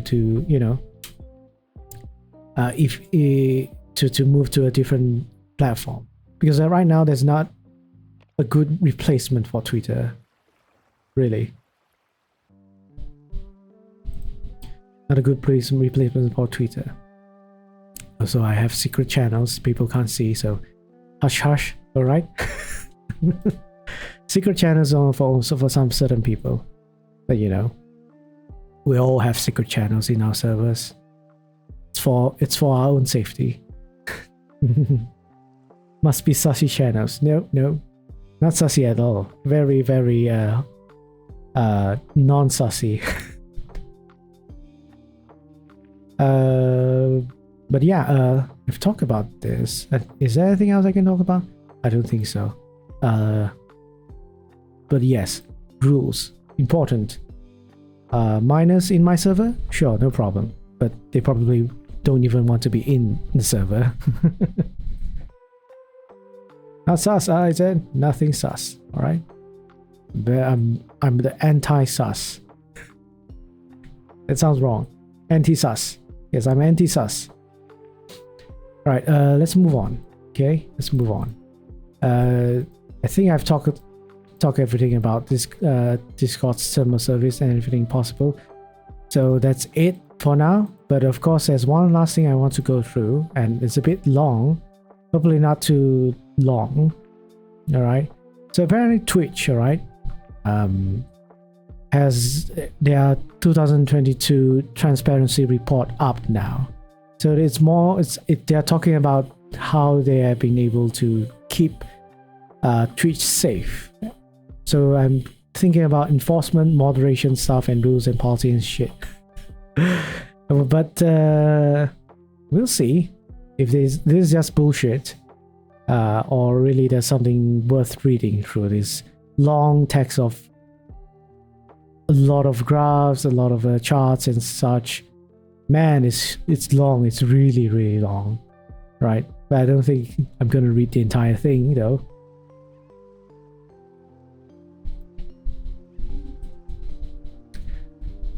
All right, so first one over here says safety at Twitch, safety philosophy.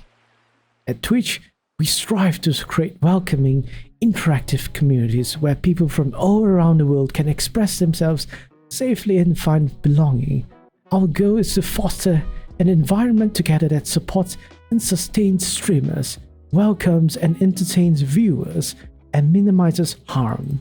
For Twitch, this means deterring harm while giving streamers the guidelines, tools, technology, and education they need to build vibrant communities with standards and norms that work for them. We also believe every community member is an important, active contributor to a safer Twitch. So we work to have an always-on dialogue with as many users as possible. Community feedback guides all aspects of our safety journey. Well, yeah, I need to keep reminding myself, their community guidelines have been updated. I think at least the layout has been changed. So I'm going to look into that further in the future, of course. Community feedback guides all aspects of our safety journey, from user voice to the Safety Advisory Council, to our safety center guides and community live streams like creator camps. I've never used their creator camps. Community safety is a top priority and one of our largest areas of investment. Like our community, safety at Twitch is constantly evolving. Safety is never an end state, and will always be iterating on existing tools and policies, fortifying our proactive detection operations behind the scenes, and working our new updates to come. So far, it's all bullshit, alright? There's nothing really worth my attention. Right, I'm just gonna quickly scan through this. This is long. Live streaming service designed around live, blah blah blah, bullshit. Content moderation solutions that work for others. Furthermore, the needs for streamers to share their passion on which stream to stream, blah blah blah. This means that safety cannot be one size fits all. Develop unique approach. Safety standards, personalization at channel level. Okay, there's really just corporate talk. Our community guidelines lay a site-wide foundation. Streamers and their volunteer moderators use customizable Twitch safety tools to ensure these standards are met with their... They're talking about mods. I hate to put you on the pedestal, Isaac. Do you want to be a mod in my channel? I trust you because, you know, not because of you personally, but, but because you are a mod for a lot of channels. Alright? if you want to be honest. But also because, you know, you seem like a cool dude, right? You seem like a cool dude. Oh no. Oh no, Isaac's quiet. Silence means acceptance, you know, Isaac. Oh yeah, I'm really talking to myself. Anyhow, let's continue. Streamers and their volunteer moderator, blah blah. Viewers are empowered to report users on behavior that break our CGs. Blah blah blah. 24/7 365. swiftly to these user reports and help mitigate further harm. Behind the scenes, we are always updating proactive detection filters. Right. They're explaining their safety measures. The thing is, do we really need to understand this, or why are they explaining it? Are they explaining this for investors or rather to us?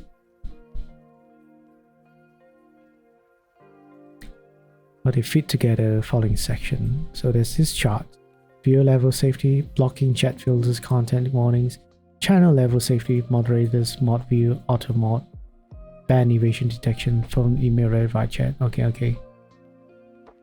Service level safety. Service level safety, review and enforcement, user reporting, machine detection, community guidelines, content behavior policies. All right.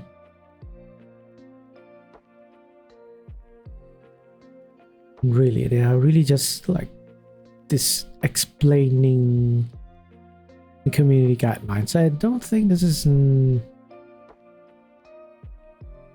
yeah, they don't talk about anything specific. They're just saying all those things in general. Oh, there's updates. All right, this might be interesting. Community guidelines. Oh yeah, so they are telling us community guidelines have updated. All right. Okay, we can. It saves me some time trying to figure out what has been updated. In the first half of 2022, we made revisions to our community guidelines aimed at reducing the risk of severe harm to our community and clarifying existing policies. Alright, usernames that are hateful, harassing have always been prohibited, but to help make Twitch a more welcoming place for our diverse global audience, we broke them out into designated policy and additionally prohibited names that reference hard drugs and sexual content. We also launched a new machine learning module to catch violative usernames and automatically enforce against them or prompt them to reset, depending on the severity of the violation. Nouns implemented. Okay. Harmful misinformation actors. Now prohibit online presence dedicated to sharing widely disproven harmful misinformation. Okay, sexual content. We updated language of our sexual content policy and added more examples to more clearly explain our definition of sexually explicit content. We also clarified that we consider what to be considered sexually explicit. While sexual content has always been prohibited on Twitch, its categorization under sexual violence and exploitation didn't feel appropriate or accurate. Okay. I'm assuming I've read all of this before. Or no, I mean, the time I've read this has all been implemented already. Self-harm, Peel's portal. Yeah, much. So they are like talking about things that happened on the first half of the year. Reporting tool. Communication bus, education safety center, educational videos featuring Twitch streamers in order to visually present safety information. Oh, this I gotta see.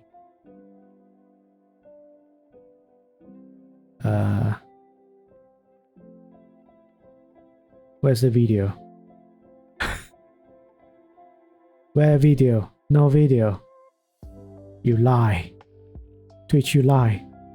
Slamaman, alright, Arion, good night and happy Thanksgiving. Community is at the heart of everything we do, a big part of putting community first, blah blah blah, blah blah blah, approach, blah blah blah blah. Yeah, nothing. Important safety incidents on Twitch. Okay, this is something I read. Okay. Moderation channels, coverage removes enforcement. Yeah, this is all talking about first half of the changes made to the safety procedures, safety measures for Twitch. Moderation of chat.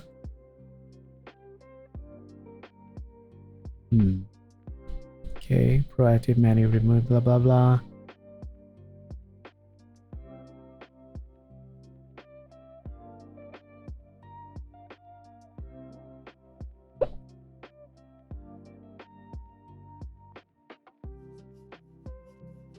These are charts, reports.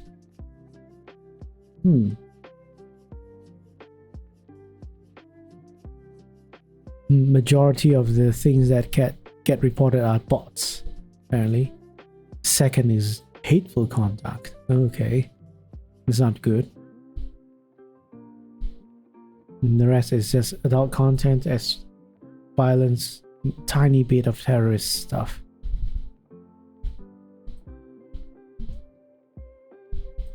Enforcement is quite high.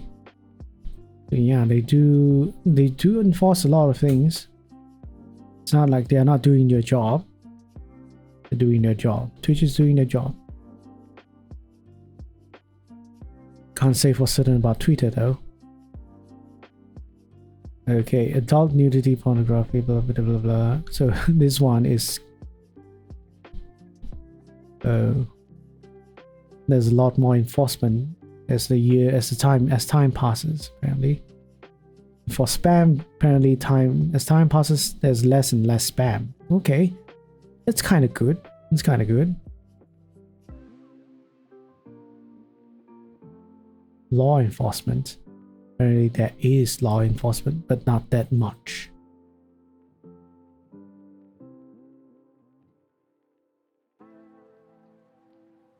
Right, that's pretty much it. Is there anything else you can tell me, Twitch? Combat to online grooming. So this is something just recent, just only today or yesterday.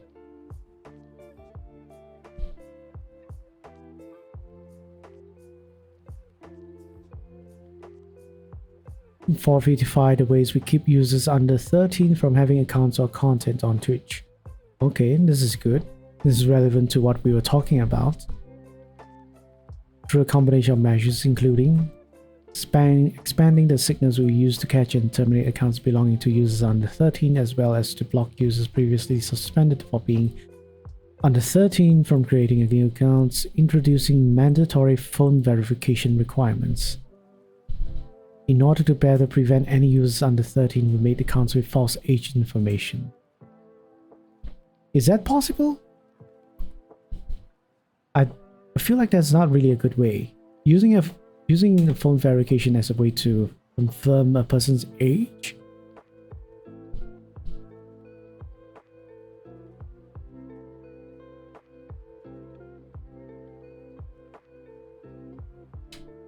Continuing to refine the moderation technology.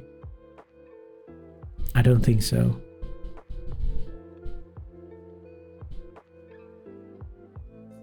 Oh well. How though? I mean, I don't think so, because I have no idea what they mean by this. Continuing to refine the moderation technology. Staff used to review certain user reports to better ensure that any reported incidents involving children under 13 is prioritized and quickly actioned.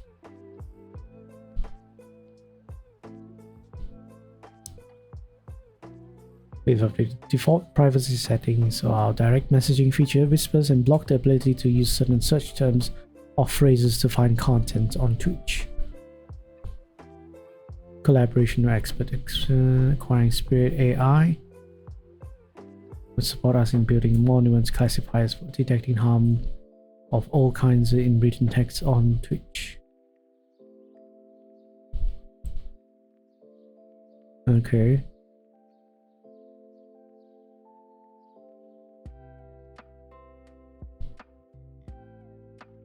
Yeah, not much to really look at.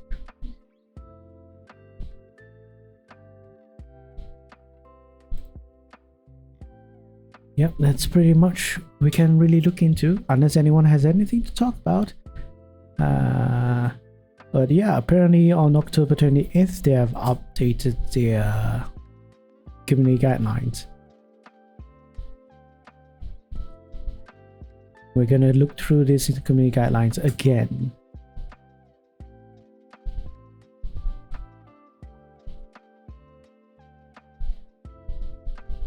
Oh, they answered the question of, I sometimes see streamers getting very long suspensions for pretty mild infractions, while others get a short suspension for something that seems more severe. Why is that? Oh, they are brave enough to answer this, apparently. As we said above, the suspension lengths vary according to the important contextual cues, which may not always be obvious externally, but the way we evaluate those suspensions is always consistent for all users. All of our policies are designed to be as fair and sensitive to nuance as possible, particularly within a live setting. In Twitch's live environment, we are not always evaluating static content, but rather an always-on surface of live, evolving behaviors. For example, while behaviors may seem well-intentioned, joking, or mild at the time, we have to consider how that same behavior could cause harm in a more malicious context. Conversely, a different behavior may seem like a clear and intentional breach of community guidelines, but if the policy breach is relatively low harm to community members, for example, it's unlikely to impact anyone's physical or mental well-being, the framework we apply may not result in as long as a suspension. We are constantly evaluating our policies and the way we apply to blah blah blah.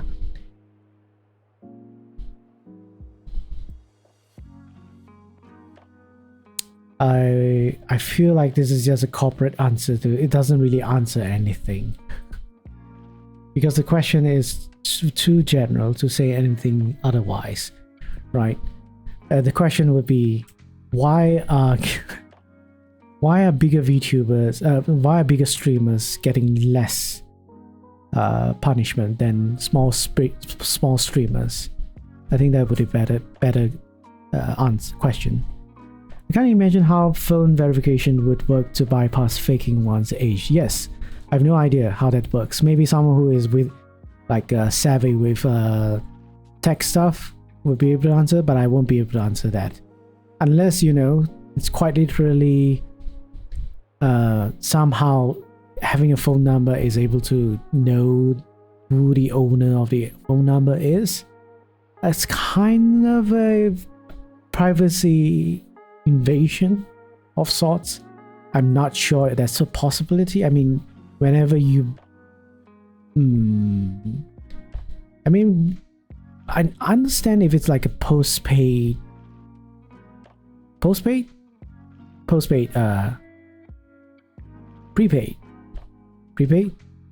one of the ones that is you have to pay monthly one. If you have a monthly payment of your phone bills, the numbers attached to that service, mobile service provider, I guess they can extract information from the phone number. But yeah, no idea. Also, hello, Tier Wolf or Tier. How may I call you? But yeah, I'm going to be reading community guidelines probably within next month. For our next legal investigations, it's most likely going to be Discord's community guidelines. Either is fine. All right, cool. All right, if anyone has any questions left, feel free to ask, you know, because I'm at the end of the live seminar and I'll be like taking a short break, drink some water, and then yeah, that will be it. I don't want to, you know, I've not pre-recorded this one. I'm not recording this one.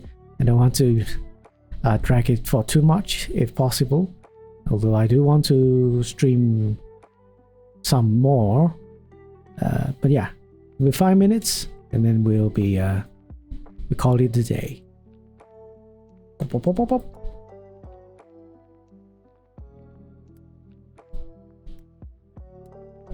Oh. Came around late, but what would your overall opinion be of how Twitch is handling its guidelines? Basically, TLDR. Overall opinion of how Twitch is handling the guidelines? Unfortunately, not good. If we are talking about whether Twitch has been able to enforce their guidelines fairly, I would say the instances that I've seen has happened,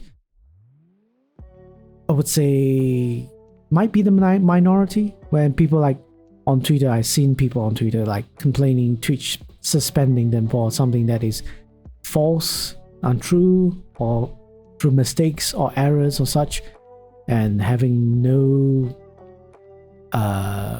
remedy, no quick remedy to the problem. So that's one thing. I've also seen like people violating the same community guidelines but not getting punished for it. Some might be punished, some might not be punished, and even those that were punished, they are getting getting off quite easily. Maybe they were suspended for a day or a week at most, but a lot of times when small streamers they violate community guidelines, it's like permanent, indefinite, and then you have to like appeal to those sort of violations to see whether you can, get it lessened or such. So, and the ones that really need, I would say, a lot of things has happened in the past with Twitch, but not so much recently, right? We have talked about. I've talked about the issue where Twitch was. There was a lot of streamers, all right, a lot of non-VTuber streamers using the VTuber tag on their streams, and this is quite a problem for me personally, because when I for myself, if let's say I have no one to raid, no mutuals to raid at that time, and sometimes I would go browse through the tag, using the tag to browse through any VTubers that's streaming. I like to raid them. But during that time, I think it's right now still, but not a lot less now. A lot of non-VTubers were showing up using that tag, even when even when it's not people that are quote unquote famous, or a lot of people are watching. Thanks for reading. Oh, thank you for the raid. Hey, Dusk. Let me key in. Oh my god, why am I writing it wrong? Oops, that's not how I should be doing it. Hello raiders, thank you for raiding me. I'm Jake Light, gaming lawyer at your service. I'm a real life lawyer as well. If you have any legal questions you want to ask, feel free to do so, and I'll try my best to answer them. And this is the perfect time to do so because I'm doing a live seminar, although we're at the end of everything now, and I'm taking questions quite literally and answering one right now. But how is everyone? Also, anyone that's from America, United States, I'm guessing you all are going to be celebrating Thanksgiving. So happy Thanksgiving, I guess. I'm from Malaysia. I have no idea what you actually do. I only vague idea of what it is. Historically, it happens. Turkey, yes, turkey. The only thing I know is like you eat turkey during that time. You eat stuff and barbecue stuff, I think. Other than that, you just call it turkey. I see. But yeah, we ate way too much food and sleep. I see. Very good holiday, I say. Very good holiday then. The one day you can legally eat turkey. Is that so? Oh, I never knew that. Is it? Is it though? Can anyone confirm this? No. Okay. Good. Please don't. I was like, huh? Is that true? There's a no. Oh my. Yeah. Yeah. In Malaysia we say ajaran sesat. But anyways, yes. So if anyone of you have any questions regarding today's topic, I was talking about Discord's terms of service, and also kind of talking about Twitch community guidelines and such. Main things I took away from that is actually an interesting topic came up, right? We might want to discuss it, might not want to discuss it, right? But I like to see opinions on this. Is how do you feel if a Discord server had a channel dedicated to posting adult content? Do you think it's okay? Do you think it's good? Do you think it's all right? Or you think it's weird? It's uncomfortable. Why does it exist? But of course, you know, there's all sorts of nuances in it, and there's no right and wrong questions. And then, you know, anyone have any opinion? Anyone has an opinion, different opinion is okay. It's all right, right? No judgment here. Also, Sam. The raid didn't bring me over, I see. Quite late though. Ice Baby. That's an interesting name.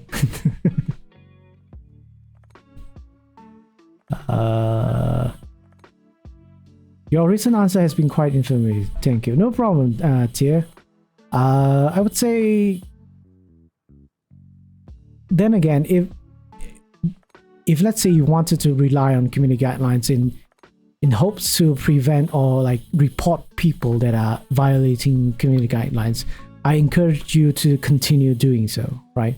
Even if let's say enforcement is not perfect or balanced or equal among streamers, I would say anything that is you consider is violation of community guidelines, just report it. Just report it. Whether or not Twitch will do anything about it, it's up to them, right? At least your responsibility as someone who wants to keep the community safe, right?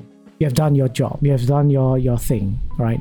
Instead of like, you know, giving up on doing anything at all and trying to prevent toxicity, hateful conduct on Twitch. I mean, if the server is full of consenting adults, then it shouldn't be a problem. I was waiting for the transition and nothing happened. Oh yeah, you're the first person to redeem the first, because no one has done it. So congratulations, Sam. So yeah, I fully agree with that, Jessica. If a server is full of adults, there shouldn't be any problem with it. The argument I would have for that is, how sure, really, that everyone is an adult? And yeah, it's all, how do you say? We are not responsible to make sure every people that say they are adults, right? If they are pretending to be adults, it's our responsibility.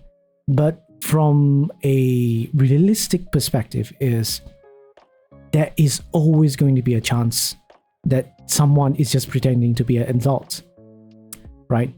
How sure are you that I am an adult? Right? Other than the voice, of course. But if someone didn't really show it, they didn't let you know how to give you any sort of indication that they are adults, how sure are you that they are adults? Other than them saying, I'm 20 or I'm 25 or I'm 40 or something like that. The honor system. Yes, honor system. Hoping someone is telling the truth, but with honor. Literally, this smaller private discourse of lifelong friends are not compared to, say, randos who don't know others' views on things for lack of a better argument. Yeah, so we have the Discord servers. We have all types of it, right? So in a more private one where you know who you are, you know each other on a personal level, of course there's no problem. But most of the Discord servers are not like that, especially amongst VTubers. All right, amongst VTubers, our Discord servers are usually open to anyone to join. We accept everyone to join, especially the ones that are in supporting of our content, or just like us in general, right? So how, in this sort of a quote-unquote semi-public space, how are we going to make sure everyone is an adult? How can we do that? It's impossible, right?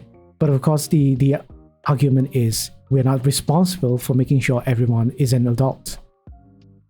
And as long as we've taken enough steps to make sure that this server or this channel is only for the eyes of adults, it should be sufficient. Well, legally speaking, as well as ethically speaking, yes, that is our responsibility. That is pretty much we should be doing to the best extent, not the best extent, to the average standard, I would say.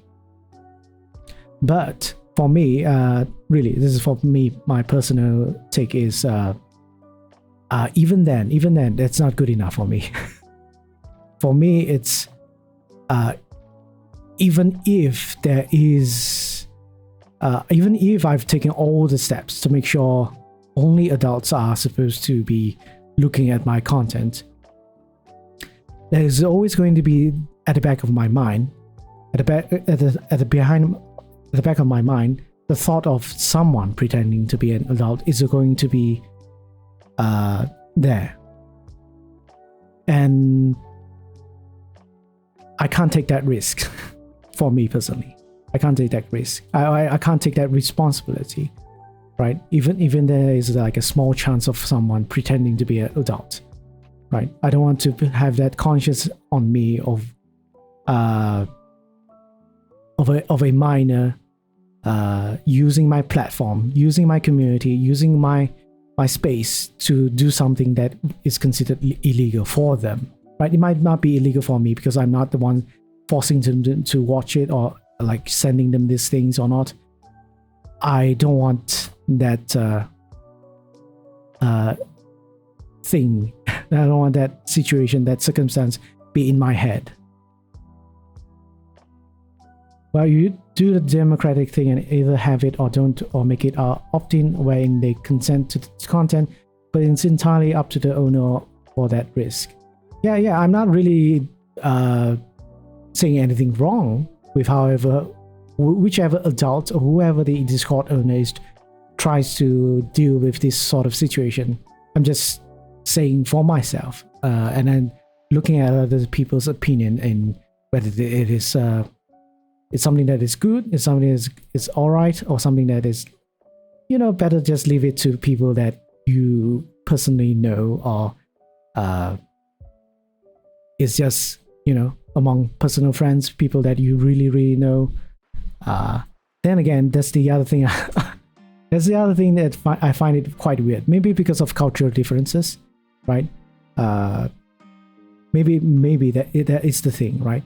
But I've never find it comfortable talking about or sharing about all this sort of sexual content with anyone, especially with friends, or with anyone really, whether it's friends, strangers, acquaintances, or family. I don't think I would feel comfortable doing any of that thing. It's really easy to lie about one's age online, and that is scary. Yeah, it's really easy to lie. So I always err to the stance of a position that, as long as you don't do anything sus, right? Don't absolutely do anything sus, or limit those things that you do that is considered that would be bad if you interacted in a way that, imagine that if you interacted in those ways towards a minor, right? That's for me. It's like, yeah, I would never do anything like that Even if you say you're an adult, even you show me a picture that you're an adult, you sound like an adult, even you have identifications to show that you're an adult, I would never really act in that way, really, or share things in that manner. Yeah, I'm just debating. Sorry if that came across argumentative. No problem, no problem. We're not really debating really here. We're not really arguing. We're just here to. For me, really, I'm just curious to see what people think about it, right? We're not here to persuade anyone, change their mind, or say who is wrong, who is right. As I keep mentioning, my thoughts, my beliefs, my perspectives is always my own. So if you think differently, if you disagree, that is your life as well. That's your discretion. That's your right, right? You're not unless those thoughts, those perspectives, or those opinions would actually be harmful to people, then yes, I would have a problem with it. But differing opinions should be allowed, really. As a Brit, I can be quite dry. I see. I kind of get that. I mean, I'm not sure you know where I'm from. I'm from Malaysia. So being colonized by by the British, all right, probably rubbed a bit of pessimism onto us, a lot of cynical thinking back to us, onto us. So yeah, quite understand. But I've learned to be quite, in the past of a decade, I learned a lot to be understanding, a lot to be considerate, to be empathetic of other people's life and such. So I used to be very, very argumentative. I would like to prove. I always like to prove people wrong. I would like to tell people they're wrong, they're doing something wrong, that they're doing something unethical, they're doing something unprofessional. I think it's not even me being a lawyer. I wasn't even a lawyer back then. I was just being mean, being a troll. But it backfired to me once upon a time, and I've learned from that lesson. I've regretted being in that way, and I just nowadays, if there are some sort of a topic we need to discuss with people, whether it's with friends or with family or with strangers, I just always put it, I always keep in mind that I'm not trying to convince anyone. I'm not trying to tell people that they are wrong. I only try to tell them, if let's say it's harmful, I'll tell them it's harmful, it's not right. The things that you say actually would be hurtful, or whether it will actually cause mental harm or physical harm, or actually encourage mental or physical harm. That's one of the few things. That's one thing. One of my philosophies in life is whatever I do, whatever I say, whatever I believe, as long as it's not harmful to anyone, I think it will be fine to have such a belief, such an opinion, right? But yeah, going back to the thing about sharing, sexual content, I want to ask this, right? If anyone's still here, if you're going to be sleeping soon, please do so, all right? Don't let me keep you waiting, all right? It's late. It's probably very late. You should be resting, all right? You should be resting, and yeah, go and rest. Have a good night. Have a good Thanksgiving, all right? Happy Thanksgiving to all my friends from United States. But yeah, for those that are staying, all right? How do you feel if, let's say, in a real life situation, you hang out with friends, one of your friends or one of your family members just put out his phone and then browse something, shared some, look at something very, very sus, and that person wants to share it with everyone. It's a picture of either a naked person or some naked anime person, and they just put it on the middle of the table for everyone to look at, and they're like, hey, look at this picture. Or look at this video.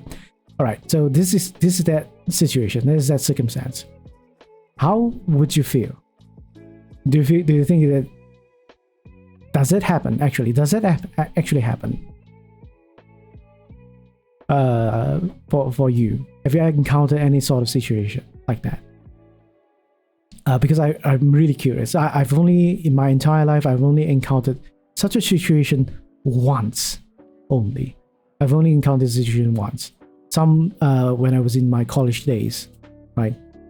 I was like, my class was doing some sort of icebreaking session, and I get to know this guy just by doing this session, and I thought we could get along, and we went for lunch. But apparently, after having some casual conversations, one thing pops up, and he asked me, what sort of pornographic content do you like? Do you prefer? I'm like, I'm sorry, what did you say? What did you just say? Suffice to say that I'm really like not saying anything specific, all right? Because you know, trying to keep this as family friendly as possible. But yeah, it actually happened, and after that, I've never talked to that person anymore. Maybe I was just in class I would be like like see him in class or anything like that. The most I would be, hey, awkward laugh or awkward smile, and then just go back to my seat. Never spoke to that person anymore, unfortunately, because that whole situation made me very, very uncomfortable. It's like, I've never spoken to anyone who could actually openly talk about these things. I mean, you know, my favorite pair bonding. What type of content do you watch? Yes. Man, it was weird. So, but apparently it's not weird. Not weird, at least in the context of Discord servers, because that's the most common thing, where the most common place where I see, you know, friends, a social community, or people have not the entire channel would be like full of adult content. I mean, if there was one, I probably won't be in it. But a lot of servers are like that. They have a channel dedicated to posting NSFW stuff, and apparently it's cool. It's cool. Everyone is cool to share things like that. I mean, is it because of the enormity, right? Not knowing who each other really is makes it possible, makes it okay for people to share these things. I played a sus card game at a convention once late at night. It was interesting.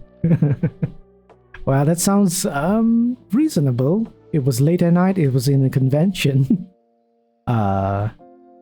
Hopefully only adults are around. I probably think so. So I think it's fine. Hasn't Cards Against Humanity? Oh. Cards Against Humanity is very, very not family friendly. Yeah, but it's funny. Hasn't happened exactly the way, but I once stumbled on a family member's disturbing image. Did not approve, but these days I understand they can't help it with having their own kinks. Yeah, kids were kicked out by that time. I see. So yeah, even let's say, yeah, it's okay. In all legal aspects, you know, ethical aspects, it's okay as long as you take the necessary steps to make sure all are adults. Then again, are all adults okay with that sort of a community? Because for me, I take this sort of things very seriously in terms of building my community, right? In my whoever I'm interacting with, who I hope to interact with and be part of the community, I make sure they are people that I actually want to interact with, be friends with, and such. So since I don't want to like deter those people that are uncomfortable with adult content, that is one of the reasons why I don't have such a channel in my server, or any sort of content that I make involves anything that is could be implied to have any sexual content in it, right? So really, for me, it's more what the things I do is more looking towards when if we are talking about VTubers, right? VTuber communities, I'm looking more towards that. But of course, there's nothing. Again, I have to clarify this. Nothing wrong with people being, open about their sexuality and expression of anything in relation to that. People have their preferences. People have their freedom of expression. It's not really right for me to, say whatever they do is wrong or anything like that. It's just my preference. My preference to make sure everyone is welcome, accepted, because my objective is to educate people, and I want to make sure everyone that wants to watch my content feels comfortable, feels safe when they are watching my content, right? I don't want people like, this guy talks a lot about, sex and such and such. It's not really comfortable. So yeah, I don't want that sort of situation happening, and I would rather just forgo the people's ability to do that in my space, right? But yeah, that's my reason. But then again, yeah, would people do that in real world? I always ask that question. Would people actually do that in real world? Apparently some do, some don't. But overall, does majority of society actually is okay with that or not? Cards Against Humanity with pictures? I need coffee. Humor reserves are low. It was more of a shipping game that happened to be given a sus expansion. Shipping game? Sounds very sus. What kind of shipping? Shipping between characters? Or actually shipping, like logistics and, sending cargo, sending cargoes through seas and air.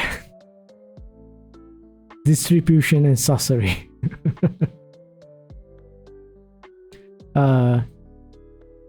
You might want to leave after I made this pun. Logistics. Is the game called Logistics? Please cancel me.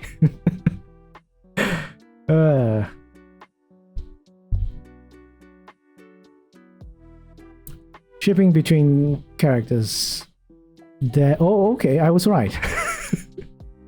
Hey, Nemo! There were characters cards and ship cards. Okay. This is an amazing name.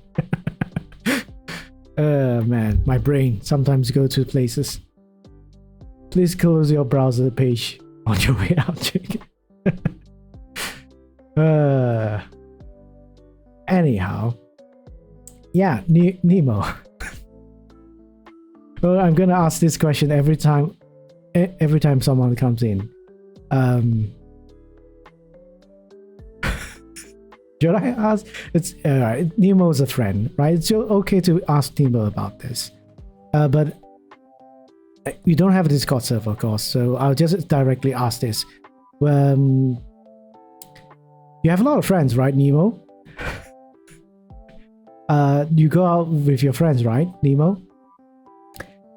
Has any time in your lifetime you've encountered when you're hanging out with your friends, someone in the group just like pop up their phone and then start sharing, letting you see their phone, and their phone, what's inside it is just either a naked person or a naked anime person.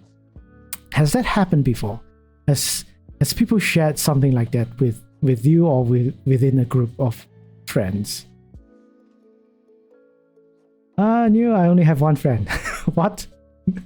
No, never before. I see. So Nemo is safe. Nemo is innocent, apparently. But yeah, I was asking this is because, you know, Discord servers has a lot of channels where people put in, you know, very sus things in it, dedicated sus things in it. I was wondering what people thought about it. They once shoot a naked photo of me once. I'm sorry? What did you say, Nemo? Blink twice if you're in trouble, Nemo.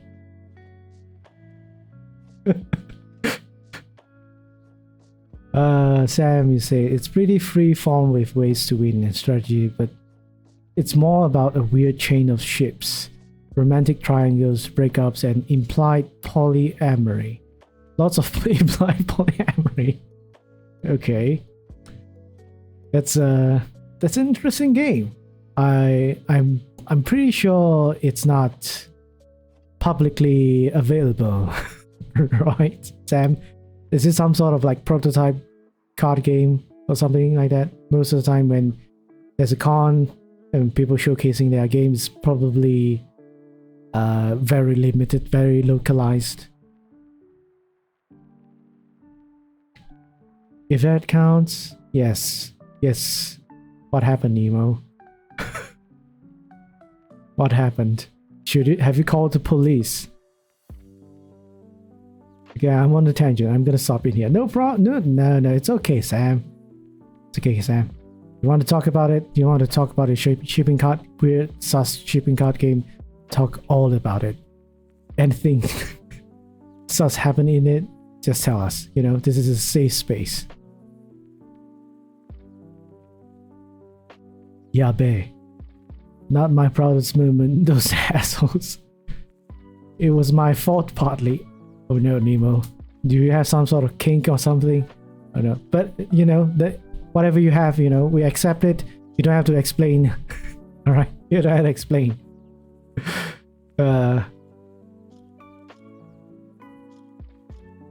It's a fan game. I didn't make it, but it was really popular. I'm pretty sure you could find it online. The game itself isn't that sus. It's just one of the expansions. I see. We're doing some research deep in the mountains and I was super tired. And I fell asleep in the bathroom. And the rest is up to... Oh my god. You know your friends committed some sort of a criminal offense, you know? By doing that. You technically didn't consent to that, you know?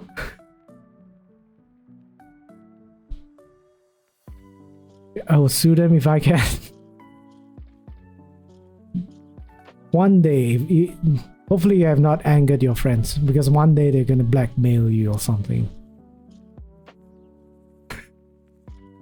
They're gonna use that picture to blackmail you, and then if you care enough, then you'll be in trouble. If you don't care enough, good. Just if they are blackmailing you, then you know who you can go and just call the police, and you know who to accuse. Definitely your friend. Just for fun, I make sure he deletes the picture. I super make sure of it. Are you sure though? Are you very certain? Anyhow. So there's that. If no one has any other questions, I think this is a good time to, you know, finish the stream.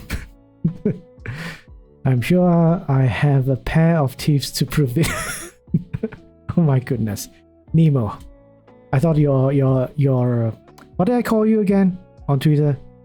Ike Femen Boy.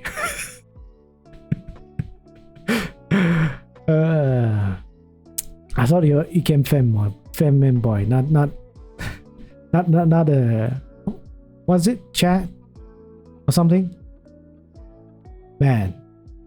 Anyhow, let's see who can raid. Yes, I'm an Ike man. No, you misheard me. I said Ike Femen Boy.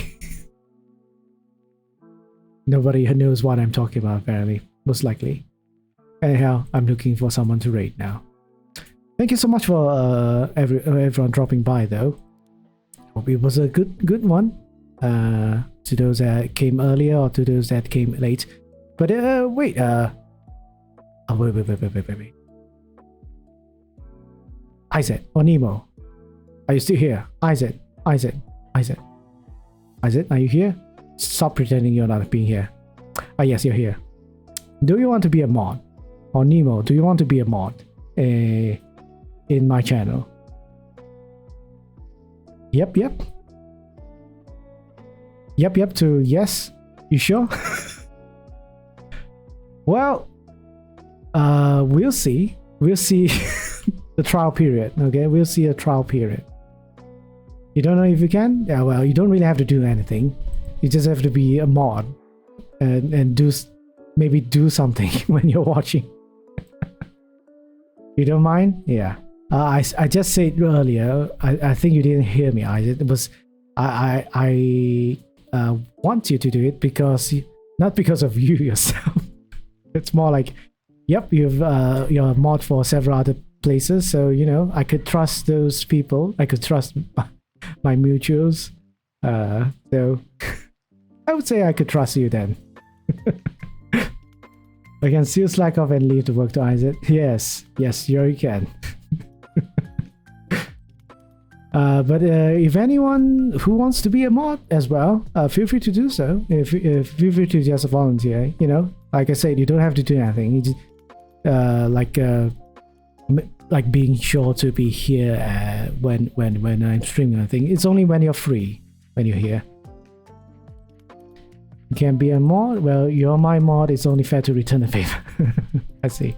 Well, I'm your mod, but again, I don't exactly do much as well. But I think I can do this. Would it go automatically? Or I have to? Yeah, I probably have to remove all your VIP status though. Are you okay with that?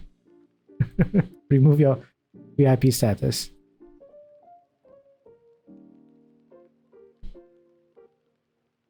No, don't worry, yeah, sure. I see. We're good. I mean, technically speaking, mod is more powerful than a VIP.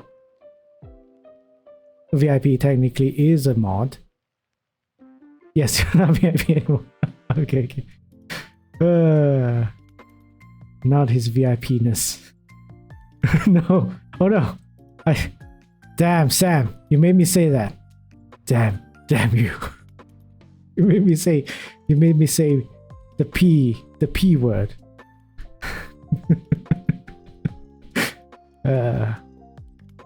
Just let me get into oops.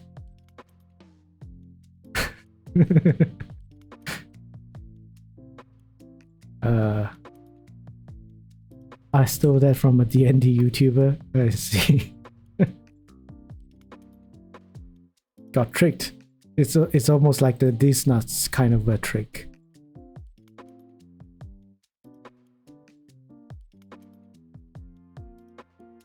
Alright. Well, I did change it. I can just straight away change it. Okay. I don't have to remove the VIP status.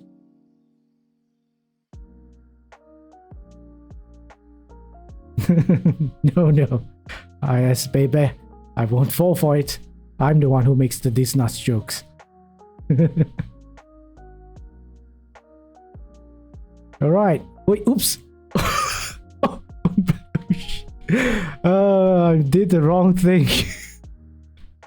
Oh, I'm very, very sorry. Nemo.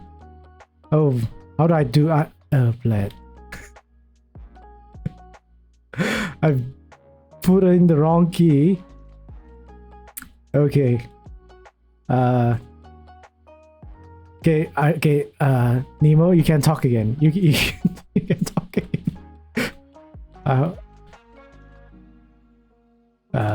Yes, right? Is this how you do it? Is this how people become mods? No. I accidentally banned Nemo. But you're back now. You're a mod now. Okay, congratulations to both of you. Oh my goodness, what is wrong with me? Yes, you have the power now, Isaac. Don't abuse it. What in the heck is a hazing ritual mods?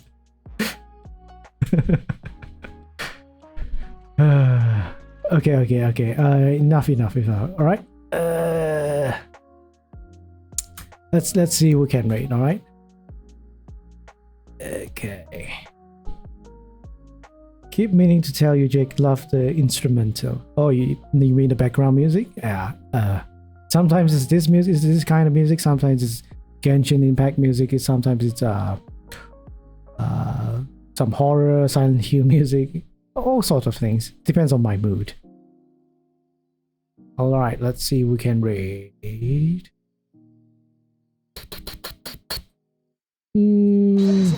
Oh, thank you for the follow, Isis Baby. Nice. I hope I get to see you more often now. We have a lot of hopefully lot more interactions with each other. Well, I actually who should I rate? I think I'll rate Daffy, right? We'll just rate Daffy.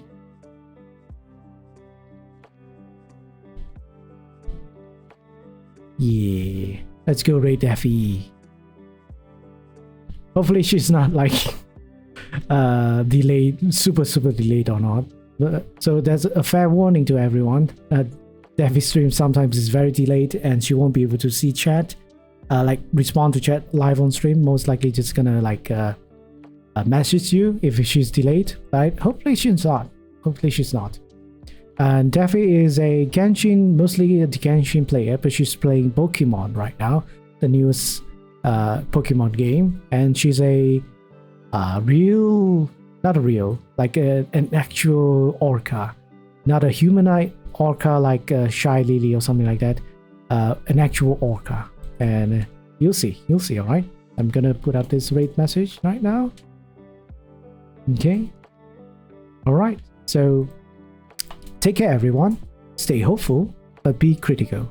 Tomorrow I will be streaming in a different time slot at night, so take note of that. All right, if anyone wants to catch me on my stream, I'll be streaming at night. It's a horror game. All right, bye everyone. Bye non-anthropomorphic. yes, correct. Okay.